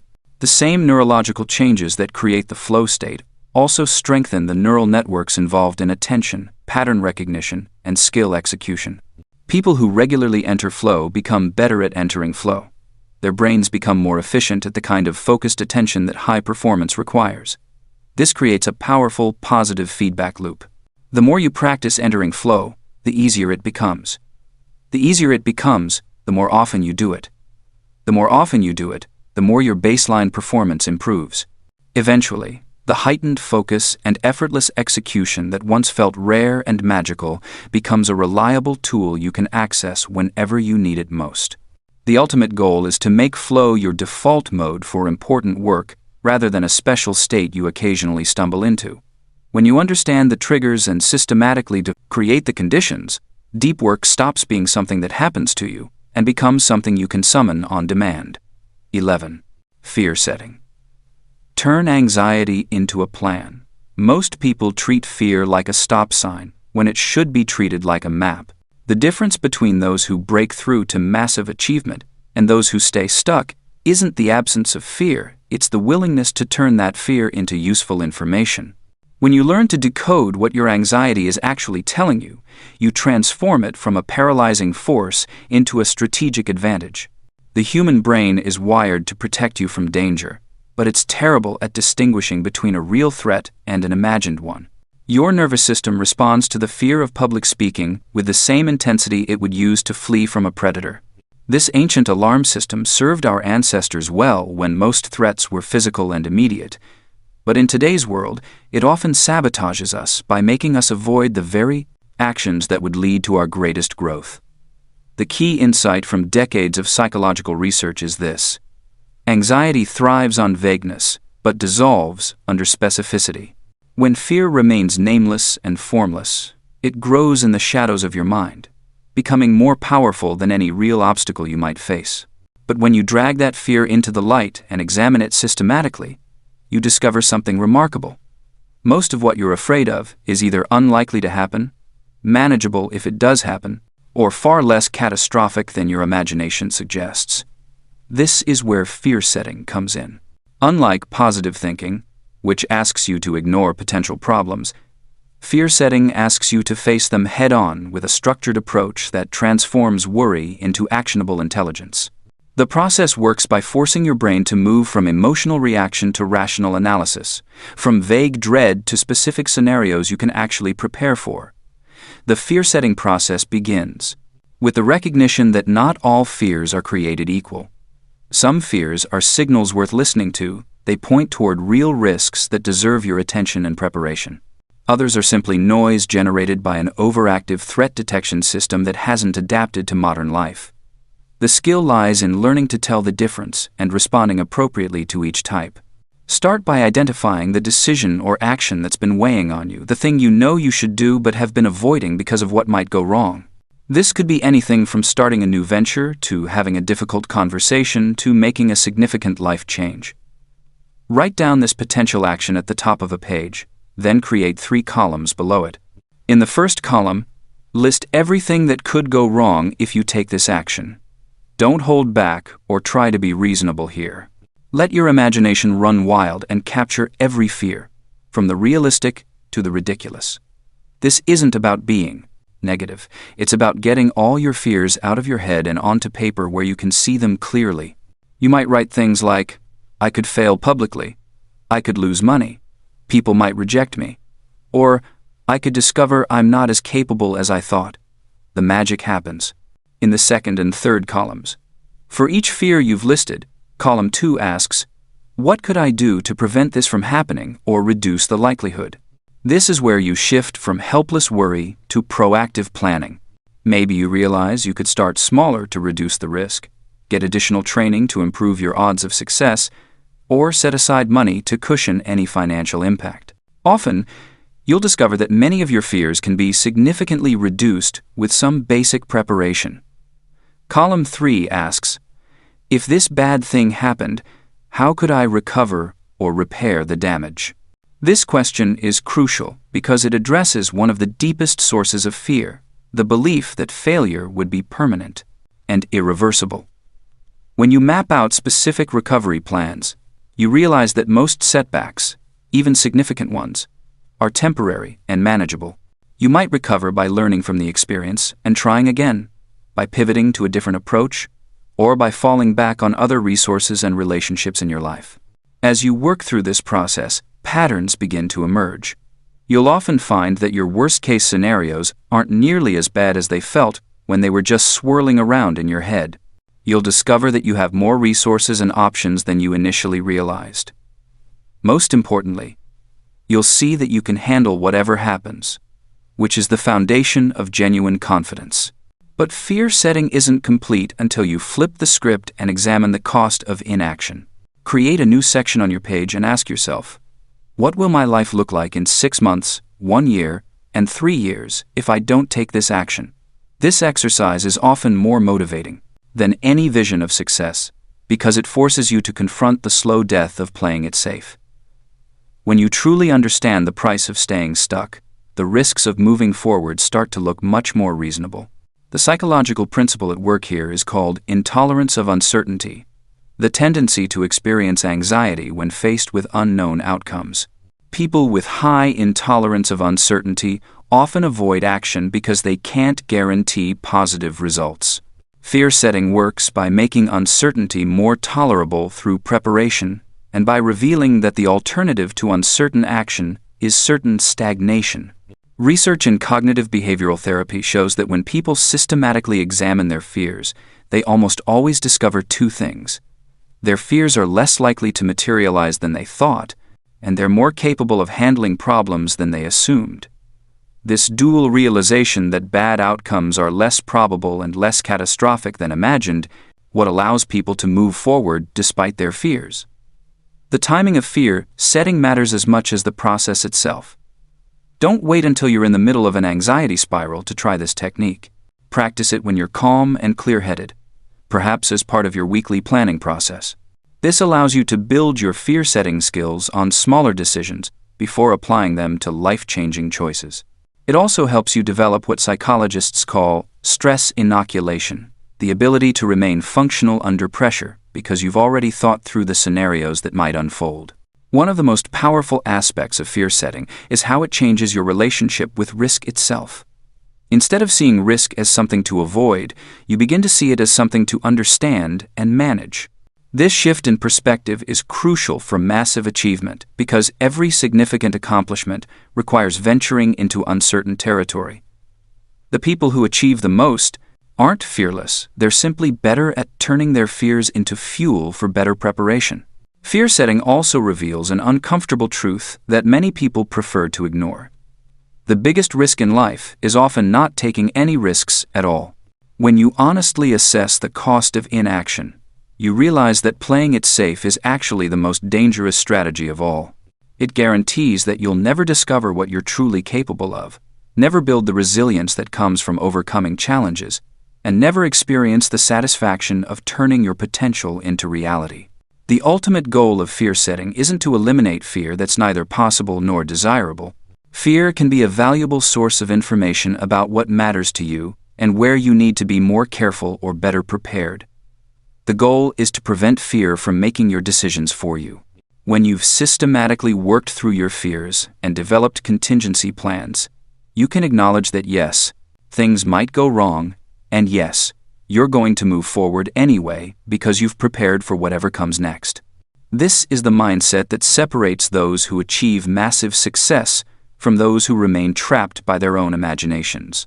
They don't have fewer fears, they have better systems for processing those fears and converting them into useful action. They understand that courage isn't the absence of fear, but the willingness to act in spite of fear, armed with the knowledge that they can handle whatever challenges arise. Fear setting gives you that knowledge and, with it, the freedom to pursue the goals that will truly transform your life. 12. Anti-fragile confidence. Grow stronger from stress. Most people treat stress like poison. They avoid it, complain about it, and collapse under it. But what if stress is actually the raw material of strength? What if the very thing you've been running from is exactly what you need to build unbreakable confidence? The concept of anti-fragility reveals a profound truth about human psychology. While fragile things break under pressure and resilient things resist damage, anti-fragile systems actually get stronger when stressed. Your confidence can work the same way. Instead of protecting it from challenges, you can design it to feast on difficulty. The science is clear. When you face manageable stress repeatedly, your nervous system adapts by becoming more capable. This process, called hormesis, shows up everywhere in nature. Plants grow stronger in windy conditions. Bones become denser under load. Muscles develop through controlled damage and repair. Your confidence follows the same pattern, but only if you stop treating discomfort as the enemy. Most confidence advice gets this backward. Traditional thinking says to build yourself up with positive affirmations, visualize success, and avoid situations where you might fail. This creates bubble confidence that looks impressive but shatters on contact with reality. True confidence emerges from a different source entirely. It grows from accumulated evidence that you can handle whatever comes your way. Think about the people you know who radiate genuine confidence. They're not the ones who've never faced adversity. They're the ones who've been tested and came through intact. They've learned something that can't be taught in a seminar or absorbed from a book. They know, deep in their bones, that stress is survivable. Your brain is constantly making predictions about your capabilities based on past experience. When you consistently avoid challenge, you train it to predict that you can't handle pressure. When you deliberately expose yourself to manageable difficulty, you train it to predict competence instead. The key word is manageable. Anti-fragile confidence isn't about throwing yourself into overwhelming situations. It's about progressively expanding your comfort zone through controlled exposure. The micro-bravery ladder provides the perfect framework for this process. Start with tiny acts of courage that feel slightly uncomfortable but completely manageable. Maybe it's making eye contact with strangers, asking for a small discount, or speaking up in a meeting. The specific action matters less than the pattern you're establishing. You're teaching your nervous system that discomfort is not dangerous.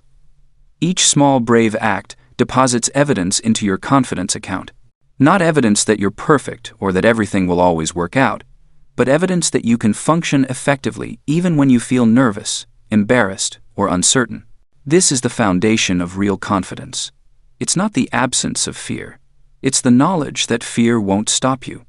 Your daily microstressor becomes a confidence training session. Just as athletes use progressive overload to build physical strength, you use progressive discomfort to build psychological strength. The cold shower teaches your body that it can adapt to unpleasant sensations. The difficult conversation teaches your social brain that conflict won't kill you. The public share teaches your ego that judgment is survivable. The beautiful thing about this approach is that it compounds. Each time you do something that scares you and survive, you raise your baseline for what's possible. What felt terrifying last month becomes routine. What seemed impossible last year becomes your new normal. You're not just building confidence in specific areas. You're building confidence in your ability to build confidence. This process requires a fundamental shift in how you interpret stress. Instead of asking, "How can I avoid this discomfort?" start asking, "What is this discomfort trying to teach me?" Instead of seeing anxiety as a sign you shouldn't proceed, see it as a sign you're growing.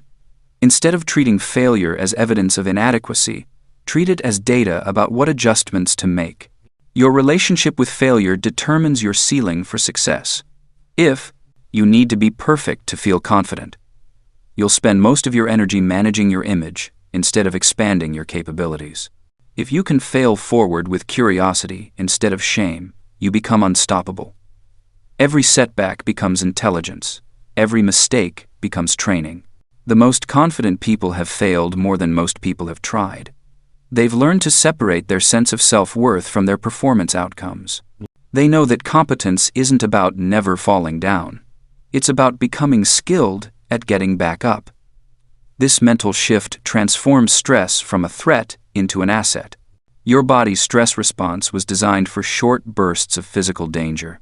When you interpret psychological challenges through this same threat lens, you trigger fight or flight reactions that cloud your thinking and weaken your performance. But when you reframe stress as excitement, your physiology shifts. Your heart still races, but now it's fueling focus instead of fear. Your breathing quickens, but now it's preparing you for action instead of paralysis. The stories you tell yourself about stress become self-fulfilling prophecies. If you tell yourself that pressure makes you crumble, you'll look for evidence to support that belief. If you tell yourself that pressure makes you shine, you'll notice examples of your best performances under stress. Both stories contain truth, but only one serves your growth. Building anti-fragile confidence requires consistency, not intensity. You don't need to climb mountains or give speeches to thousands of people. You need to do slightly scary things regularly. The magic happens in the accumulation of small acts of courage over time. Each one whispers to your subconscious that you're the type of person who faces difficulty head-on. Your micro-bravery practice should feel like a gentle stretch, not a violent yank. Push yourself just beyond your comfort zone, but not so far that you traumatize yourself. The goal is gradual expansion, not dramatic breakthrough. Think of it as confidence conditioning. You're training your psychological muscles with the same patience and persistence you'd use to train your physical ones. The daily micro-stressor you choose should align with the kind of confidence you want to develop. If you want social confidence, practice social challenges. If you want creative confidence, practice sharing your work. If you want physical confidence, practice physical challenges. Confidence is specific, but the underlying pattern of facing fear and surviving transfers across domains. Over time, this practice rewires your default responses. Instead of automatically avoiding discomfort, you start automatically approaching it. Instead of needing certainty before you act, you become comfortable with uncertainty. Instead of waiting until you feel ready, you become ready by not waiting. This is how ordinary people develop extraordinary confidence. They train themselves to thrive in the space between stimulus and response. Tomorrow morning, choose your first micro-stressor. Make it small enough that you can't talk yourself out of it, but significant enough that you'll feel a flutter of nervousness. Do it consistently for the next 30 days. Notice how your relationship with discomfort shifts. Notice how your confidence grows not from success, but from courage. Notice how stress becomes your ally instead of your enemy. Your confidence doesn't need protection from the world. It needs training by the world. Every challenge is a chance to prove to yourself that you can handle more than you think. Every uncomfortable moment is a chance to expand your sense of what's possible. Every stressful situation is a chance to grow stronger instead of just surviving. This is the path from fragile confidence to anti-fragile confidence. Stop avoiding stress and start using it. Stop protecting yourself from challenge and start growing through it. Stop waiting for confidence to show up and start building it, one brave act at a time. 13. Decision. Hygiene. Outsmart bias and bad calls. Your brain is a prediction machine, not a truth detector.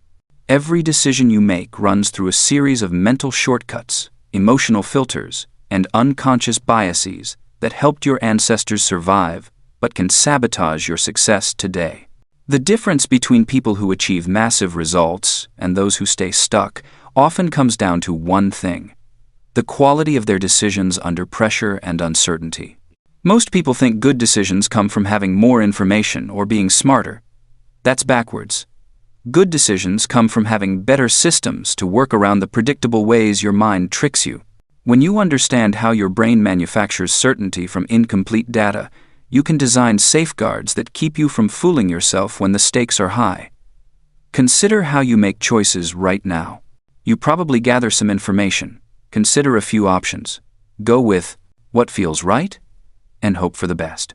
This approach works fine for low-stakes decisions like what to eat for lunch, but it breaks down catastrophically when you're deciding whether to take a new job, invest significant time in a project, or make a major life change. The bigger the decision, the more your emotions, past experiences, and mental shortcuts can lead you astray. Your brain has two primary decision-making systems.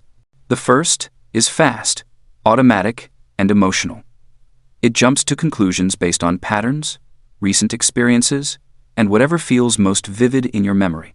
This system helped your ancestors quickly decide whether that rustling bush contained food or a predator, but it struggles with complex modern decisions that require weighing multiple factors over long time horizons. The second system is slow, deliberate, and analytical. It can handle complexity, consider multiple perspectives, and think through consequences. The problem is that this system requires significant mental energy, and your brain is lazy. It will default to the fast system whenever possible, especially when you're tired, stressed, or facing time pressure. The key insight is that you can't eliminate these biases, but you can design decision processes that account for them. When you know your brain will overweight recent events, you can deliberately seek out base rate information about how similar decisions typically turn out. When you know you'll be overconfident about your predictions, you can force yourself to consider what could go wrong before committing to a course of action. Start with the recognition that your initial reaction to any decision is probably wrong in predictable ways. Your brain will make the uncertain seem certain, the complex seem simple, and the unfamiliar seem more risky than it actually is. You'll overweight information that confirms what you already believe and underweight data that challenges your assumptions. You'll be overly optimistic about your ability to control outcomes and overly pessimistic about your ability to adapt if things go wrong. One of the most powerful tools for better decisions is the pre-mortem. Before committing to any significant choice, imagine it's 1 year later and your decision has failed spectacularly. Write down all the reasons why it might have gone wrong. What assumptions turned out to be false? What factors did you overlook? What changed in ways you didn't anticipate? This exercise forces you to consider failure modes while you still have time to prevent them or build in safeguards. The pre-mortem works because it counters your natural tendency toward overconfidence. When you're excited about a possibility, your brain automatically generates reasons why it will work out well. You need a systematic way to balance that optimism with realistic consideration of what could go wrong. The goal isn't to become paralyzed by potential problems, but to make more informed choices about which risks are worth taking and how to minimize downside while preserving upside.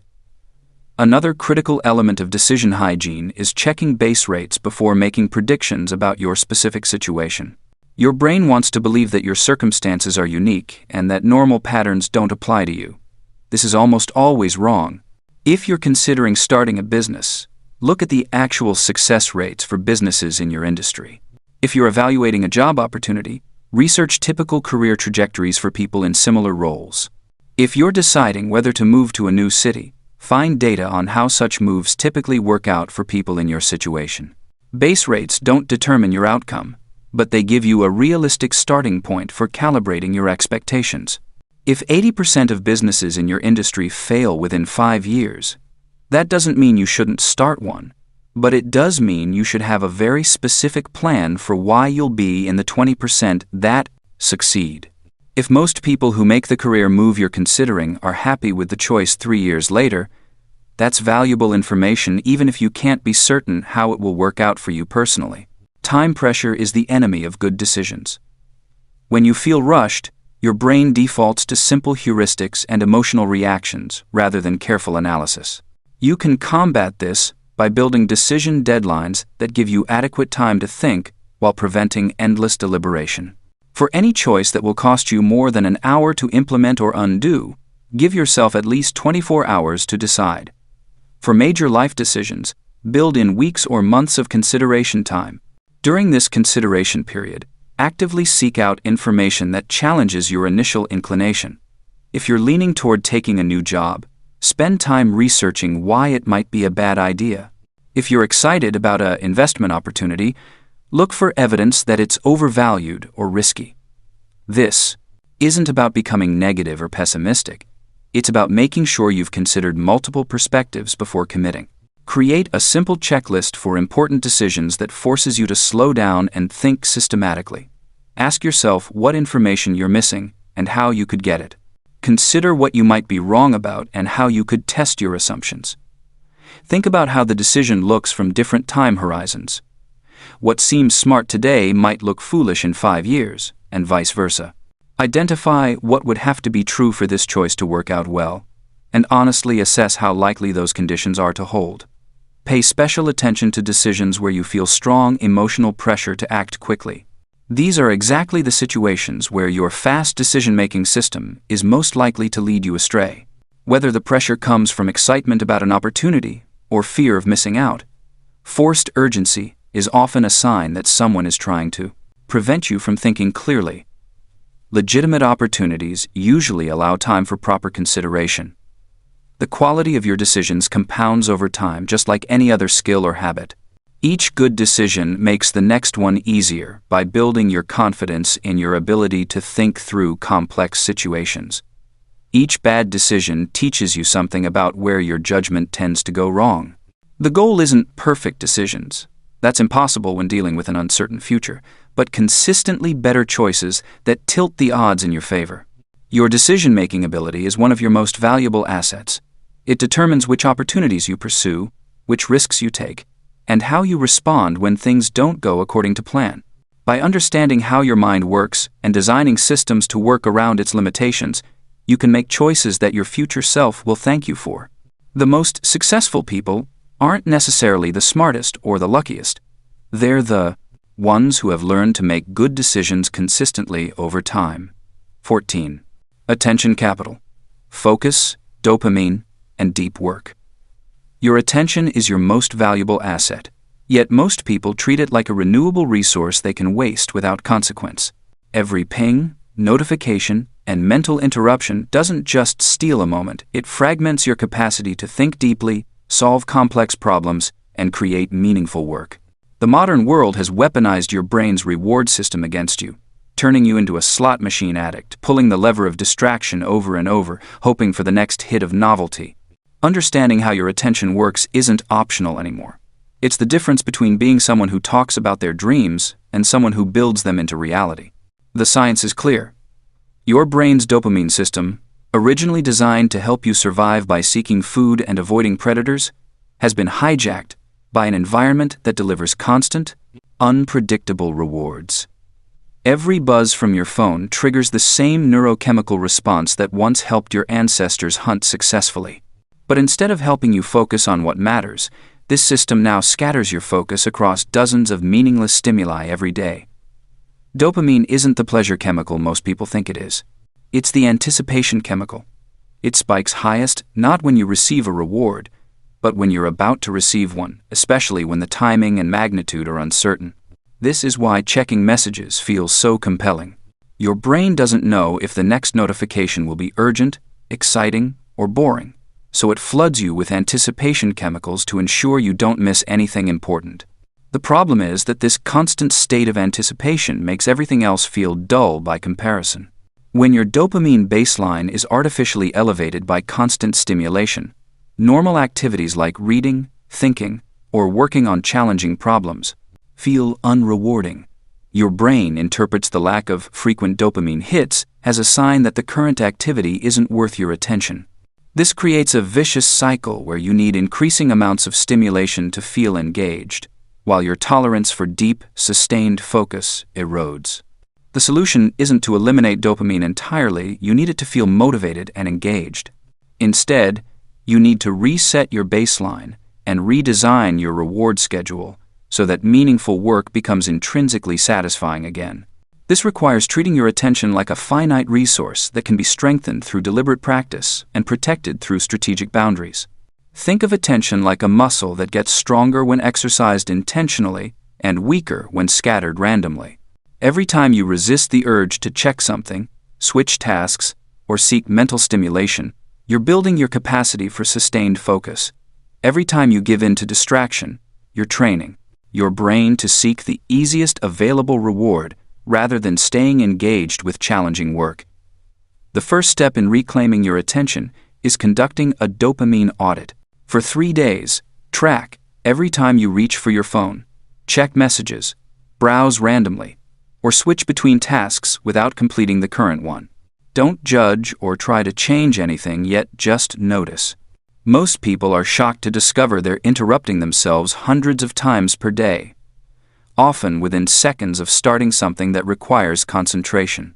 Once you understand your current patterns, you can begin redesigning your environment and habits to support deep work instead of fragmenting it. This means creating physical and digital boundaries that make distraction harder and focus easier.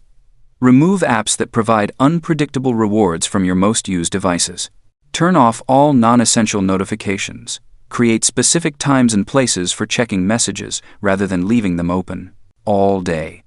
The goal isn't to become a monk who avoids all stimulation, but to become someone who controls when and how you engage with potentially distracting inputs. Schedule specific times for social interaction, news consumption, and entertainment rather than sprinkling them randomly throughout your work time. When you do engage with these activities, do so fully and intentionally rather than half-heartedly while trying to focus on something else. Deep work, the ability to focus without distraction on cognitively demanding tasks, becomes a superpower in a world where most people have lost this capacity. But deep work isn't just about eliminating distractions.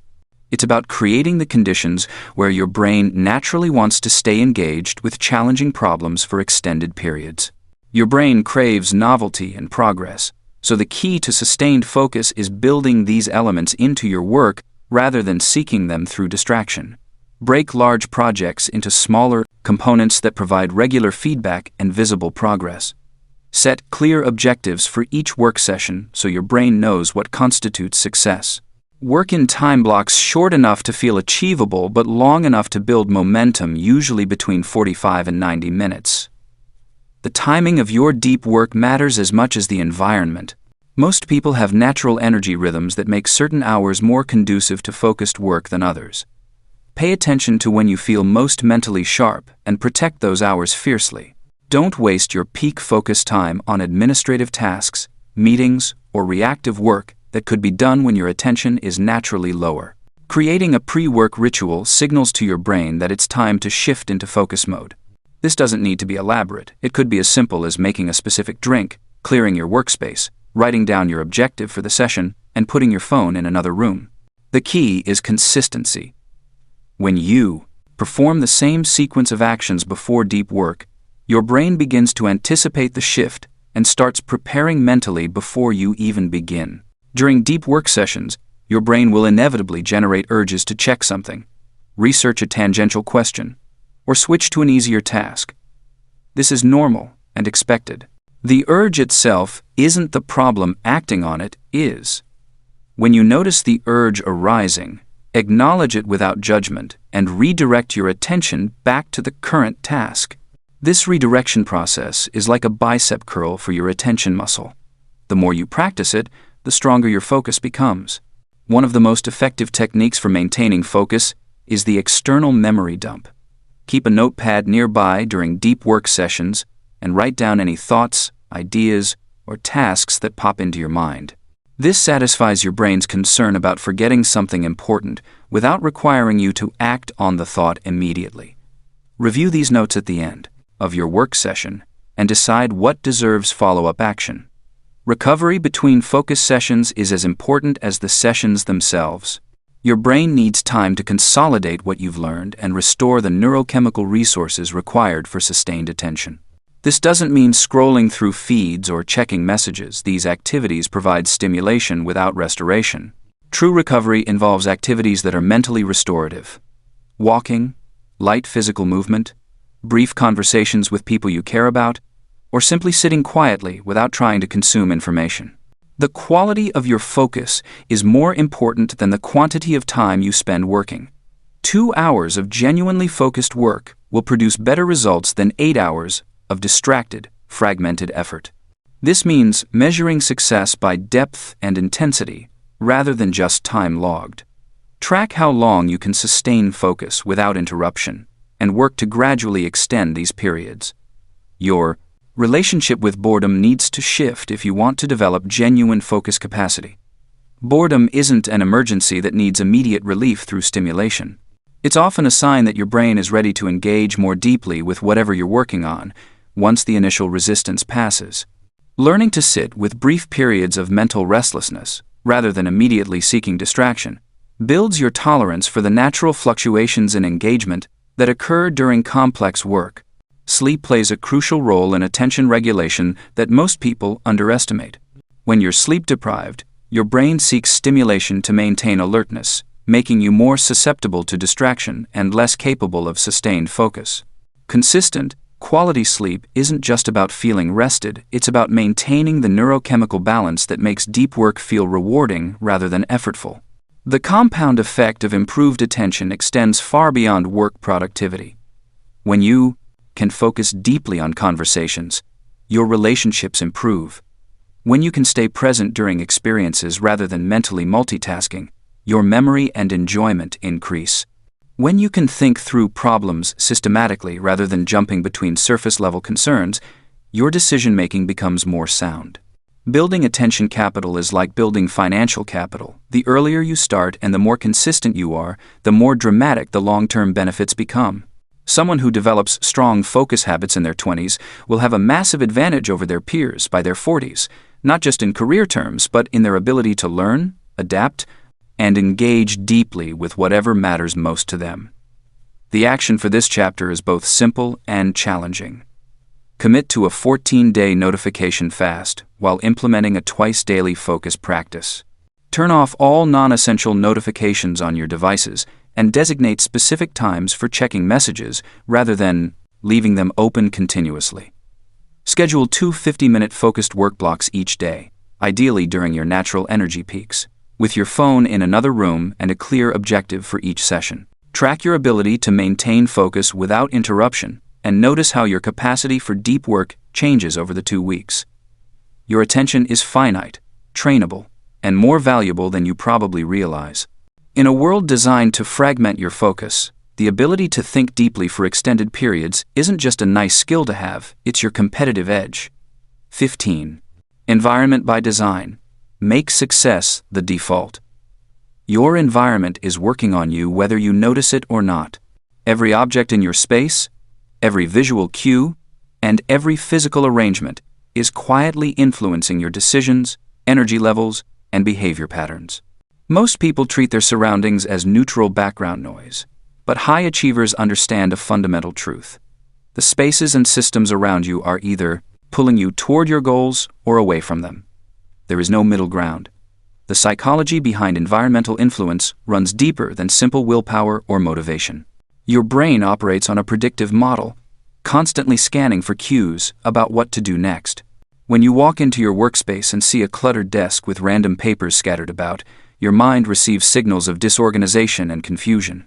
When you open your phone and see dozens of notification badges, your attention gets fractured before you even begin your important work. These environmental triggers bypass your conscious decision-making entirely, creating automatic responses that either support or sabotage your success. Choice architecture is the invisible framework that shapes your daily decisions. Just as a building's architecture guides how people move through space, your personal environment creates pathways that make certain behaviors more or less likely. If healthy food is visible and easily accessible while junk food is hidden away, you naturally gravitate toward better nutrition choices. If your workout clothes are laid out the night before while your television remote is tucked away in a drawer, you increase the odds of starting your day with movement instead of passive consumption.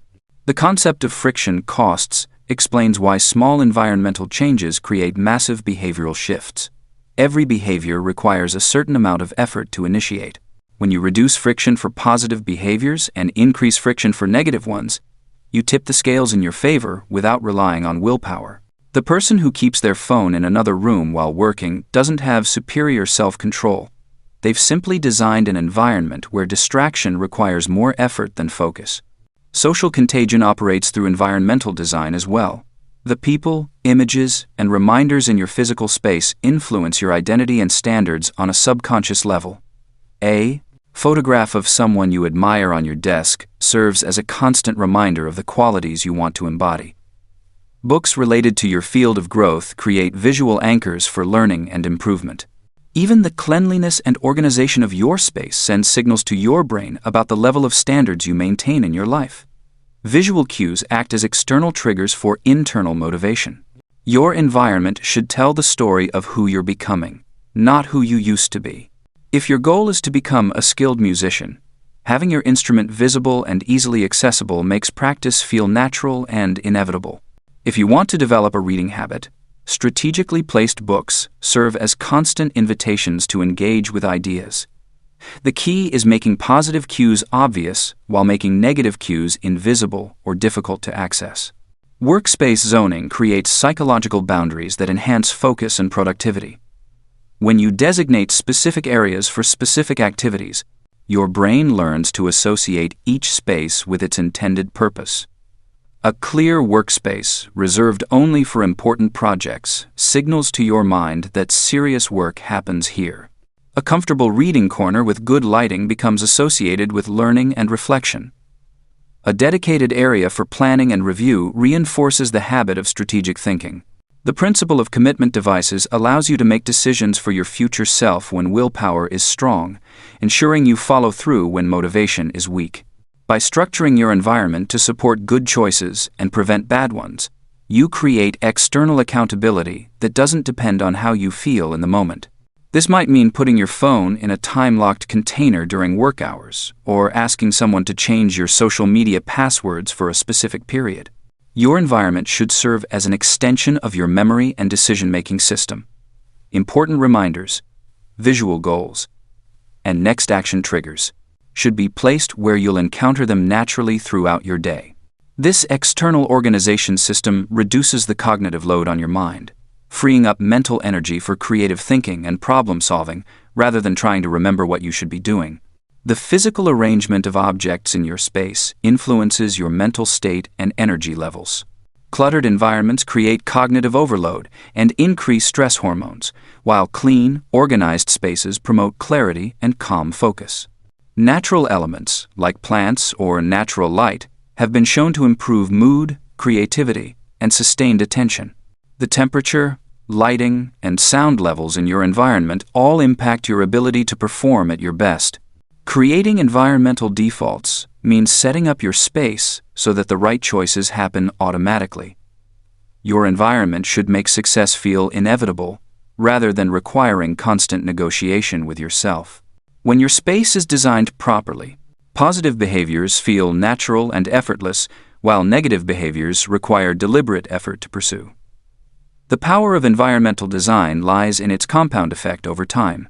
Small changes in your physical space create small changes in your daily behaviors, which accumulate into significant changes in your results and identity. The person who designs their environment for success doesn't rely on superhuman discipline. They rely on smart systems that make good choices easier and bad choices harder. Your environment is not just where you live and work, it's a tool for shaping who you become. Every item you see, every space you inhabit, and every system you create is either supporting your growth or hindering it. By becoming intentional about environmental design, you transform your surroundings from a source of distraction into a source of momentum. The most successful people don't have better willpower. They have better systems. They understand that lasting change happens when your environment pulls you toward your goals rather than requiring you to push yourself toward them every day. When your space is aligned with your intentions, success becomes not just possible but inevitable. Your next hour presents an opportunity to audit your current environment and make strategic changes. Look around your workspace, your living area, and anywhere you spend significant time. Remove 5 items or influences that tempt you toward negative behaviors. Add 5 visual cues or tools that remind you of your goals and make positive actions easier. This simple environmental sweep will begin reshaping your daily experience and moving you closer to the person you're committed to becoming. 16. The social advantage: mentors, models, and accountability. Your brain is wired to learn from others. Every time you watch someone perform a skill, mirror neurons fire in your mind as if you were doing it yourself. When you see someone succeed or fail, your brain updates its predictions about what's possible. When people around you hold certain standards, those standards quietly become your own. This isn't weakness or conformity, it's the most powerful learning system humans possess. Most people leave this system to chance. They absorb whatever influence happens to be nearby, whether it helps or hurts their growth. But when you deliberately design your social environment, you can compress decades of trial and error into months of focused progress. You can borrow the mindset, methods, and momentum of people who have already solved the problems you're facing. The key is understanding that social influence works through 3 distinct channels, each requiring a different approach to maximize its impact. The first channel is modeling. Your brain learns by watching patterns of behavior and their consequences. When you observe someone who embodies the identity you want to develop, your neural pathways begin to mirror theirs. This happens automatically, but you can amplify it by choosing your models strategically and studying them systematically. The most effective models aren't necessarily the most famous or successful people in your field. They're people who are 1 or 2 steps ahead of where you are now, facing challenges similar to yours but with better systems and mindset. You can learn from their recent struggles and current methods in ways that feel immediately relevant.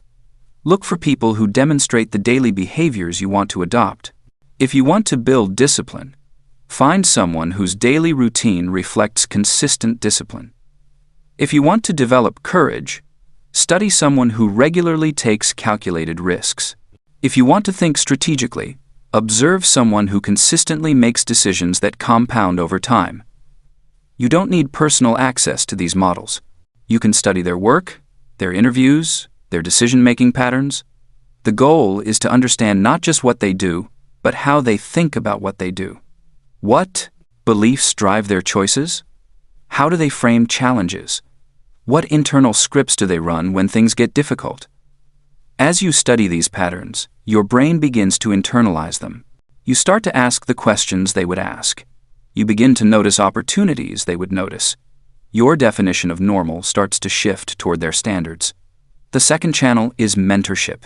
While modeling can work from a distance, mentorship requires direct interaction. A mentor provides personalized guidance, catches your blind spots, and offers course corrections you wouldn't see on your own. They accelerate your progress by sharing lessons learned through years of experience. But mentorship isn't about finding someone famous to give you career advice. The most valuable mentors are often people who have solved specific problems you're currently facing. They might be colleagues, community members, or professionals you connect with through shared interests. The secret to effective mentorship is making the relationship valuable for both people. Instead of asking for general advice, come prepared with specific challenges and thoughtful questions. Share your current approach and ask for feedback. Report back on actions you've taken based on previous conversations. Show that you value their time by implementing their suggestions and sharing the results. Many people hesitate to reach out to potential mentors because they assume busy, successful people won't want to help. But most people enjoy sharing knowledge with someone who will actually use it. The key is demonstrating that you're serious about growth and respectful of their time. Start by engaging with their work in meaningful ways. Comment thoughtfully on their projects, share their ideas with proper credit, or offer assistance with something they're working on. Build a relationship before asking for guidance. When you do reach out, be specific about what you're trying to achieve and how their experience could help. The third channel is accountability. While models inspire and mentors guide, Accountability partners ensure you follow through. They create external pressure that supports your internal commitment. They make your private standards public, which activates your brain's powerful drive for consistency. Effective accountability goes beyond simply reporting whether you did something. It includes tracking the quality of your effort, discussing obstacles you encountered, and adjusting your approach based on results. An accountability partner helps you see patterns you might miss on your own and maintains momentum when motivation naturally fluctuates. The best accountability relationships are reciprocal. When you're both committed to growth and supporting each other's progress, you create a positive feedback loop. You celebrate each other's wins, problem-solve challenges together, and maintain higher standards than either of you would hold alone. Choose an accountability partner who shares similar values but is working on different specific goals. This prevents competition while maintaining mutual investment in growth. Set up regular check-ins with clear structures. Decide in advance what you'll track, how you'll measure progress, and how you'll support each other through difficult periods. Some people resist accountability because it feels like external pressure or judgment, but the pressure already exists internally. Accountability simply makes it visible and manageable. Instead of carrying the full weight of your commitments privately, you share that weight with someone who understands your goals and supports your success. The social advantage multiplies when you combine all three channels. Study models to expand your vision of what's possible. Learn from mentors to avoid common mistakes and accelerate your progress. Partner with accountability allies to maintain consistency and momentum. Together, these relationships create a growth environment that pulls you forward even when internal motivation wavers. Building this social advantage requires intentional effort. You need to identify the specific types of support that would most benefit your current challenges. You need to research and reach out to potential models, mentors, and accountability partners. You need to contribute value to these relationships, not just extract it. Start by mapping your current social environment. Who are the people you interact with regularly? What standards do they hold? What behaviors do they model? What beliefs do they reinforce? This isn't about judging people, but about understanding the invisible influences shaping your daily choices. Then identify gaps between your current environment and the environment that would best support your goals. What types of thinking, behavior, and standards are you missing? What kinds of people would naturally demonstrate the mindset and methods you want to develop? Finally, take systematic action to fill those gaps. This might mean joining communities where your target models participate. It could involve reaching out to potential mentors with specific requests and value propositions. It might mean proposing accountability partnerships with peers who are committed to similar levels of growth. Building a strong social advantage takes time. Relationships develop gradually through consistent, valuable interactions. But each connection you make compounds with others to create an environment that makes your success more likely and your growth more sustainable. The people around you are either accelerating or limiting your development. When you take control of this influence, you tap into the most powerful learning and motivation system available to humans. You transform growth from a private struggle into a shared journey, supported by people who believe in your potential and contribute to your progress. 17. Energy is strategy. Sleep, fuel, and movement for performance. Your brain consumes roughly 20% of your daily energy budget, despite being only 2% of your body weight. When you starve it of quality fuel, consistent recovery, or regular movement, you're not just feeling tired, you're literally operating with reduced cognitive horsepower. Most people treat energy management as an afterthought, something to worry about when they have time. High achievers understand the opposite.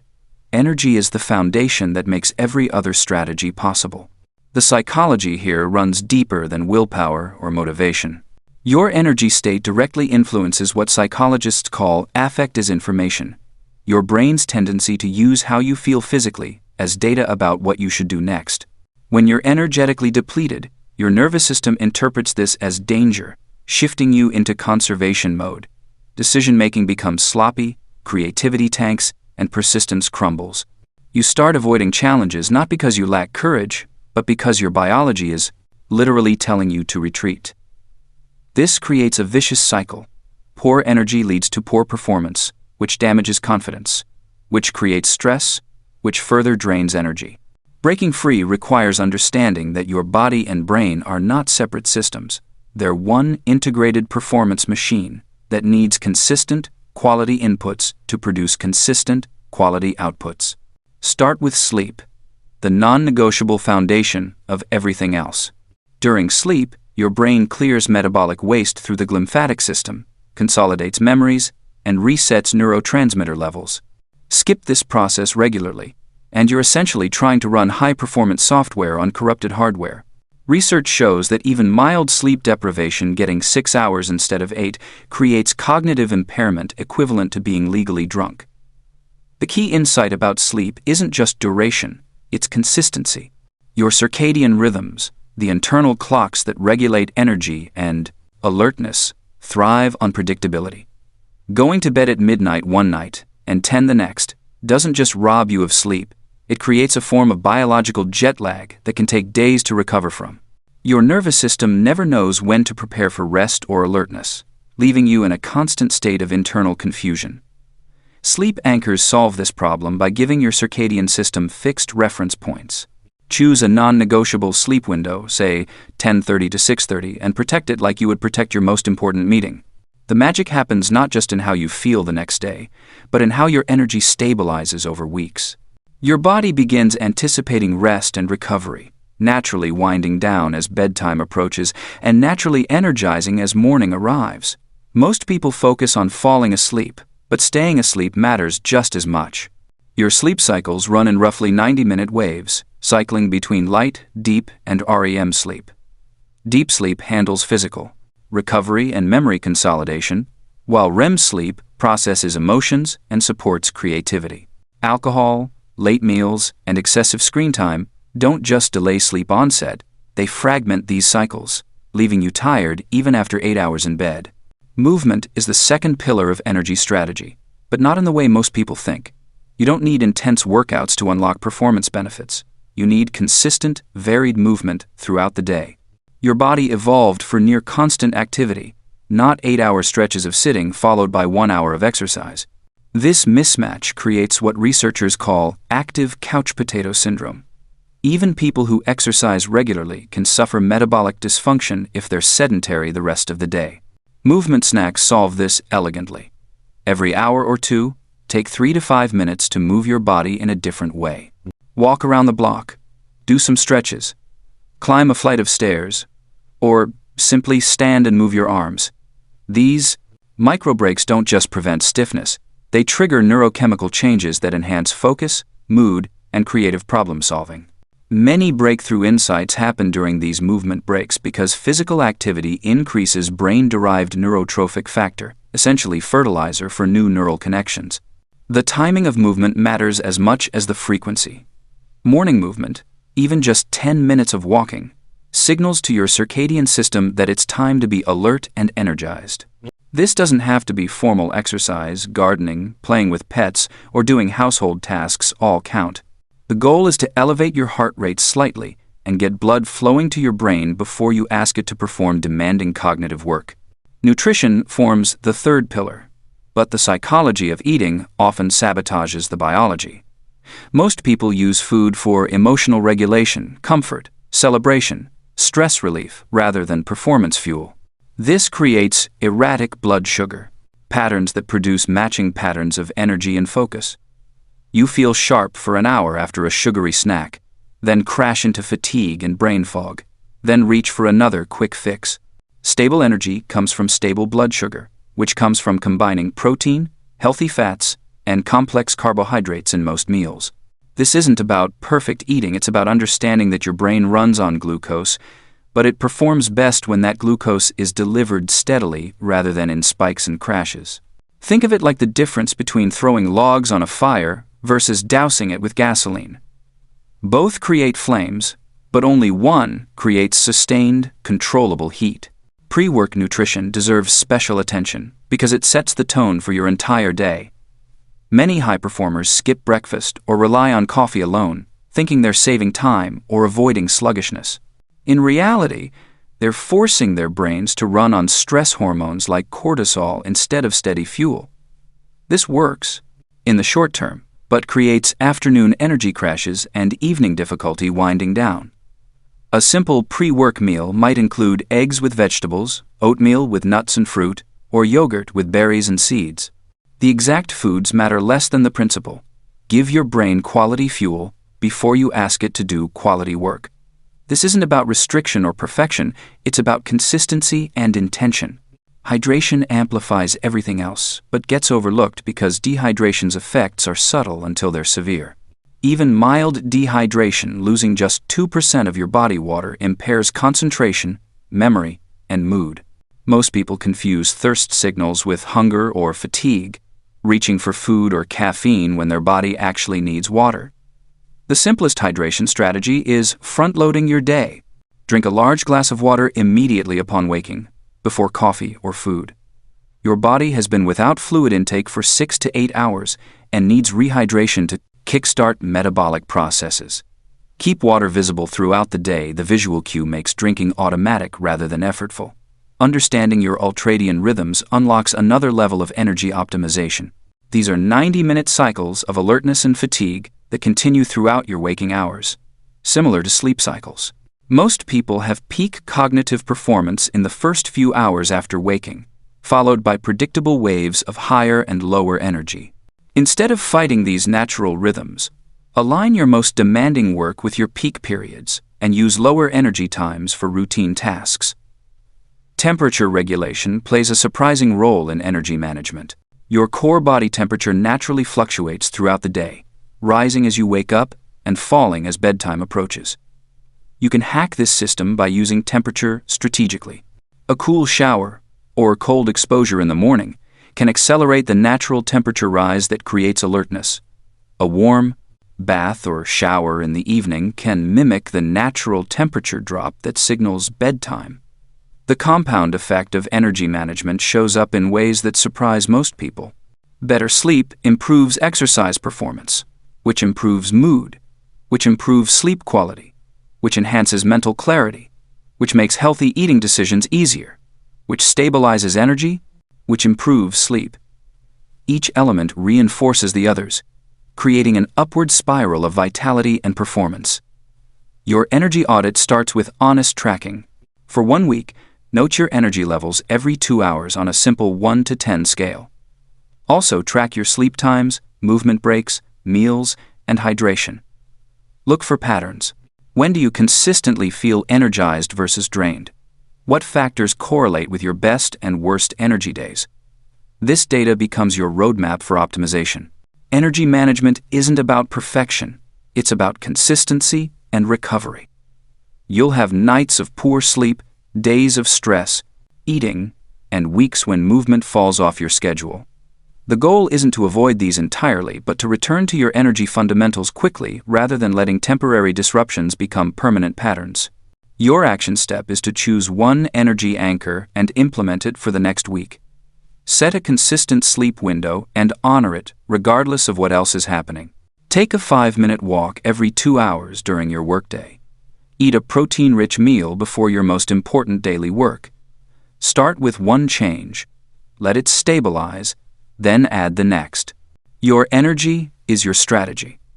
Everything else you've learned about mindset, goals, and performance depends on having the biological foundation to sustain it. 18. The 100-day momentum sprint. Lock in your new normal.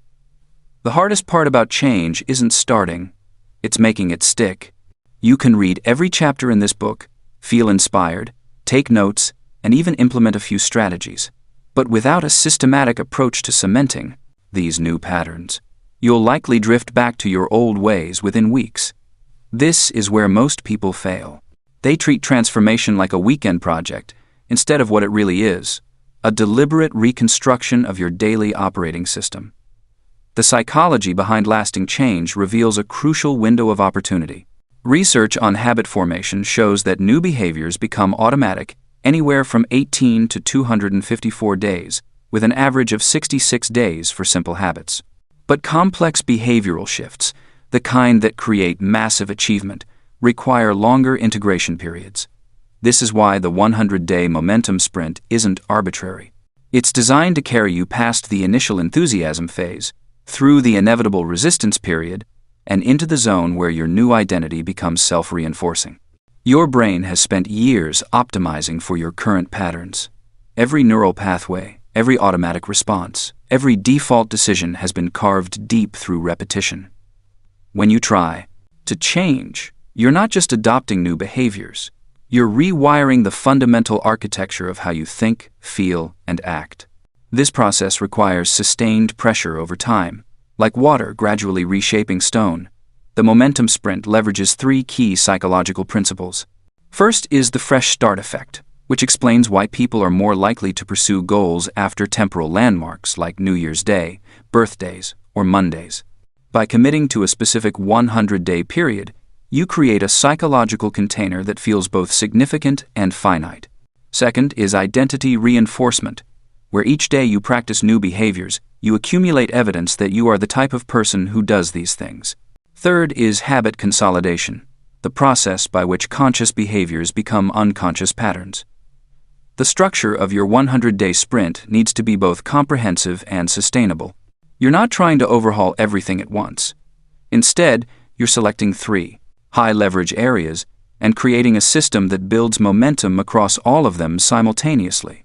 This approach prevents the common mistake of going too hard, too fast, and burning out before the changes take root.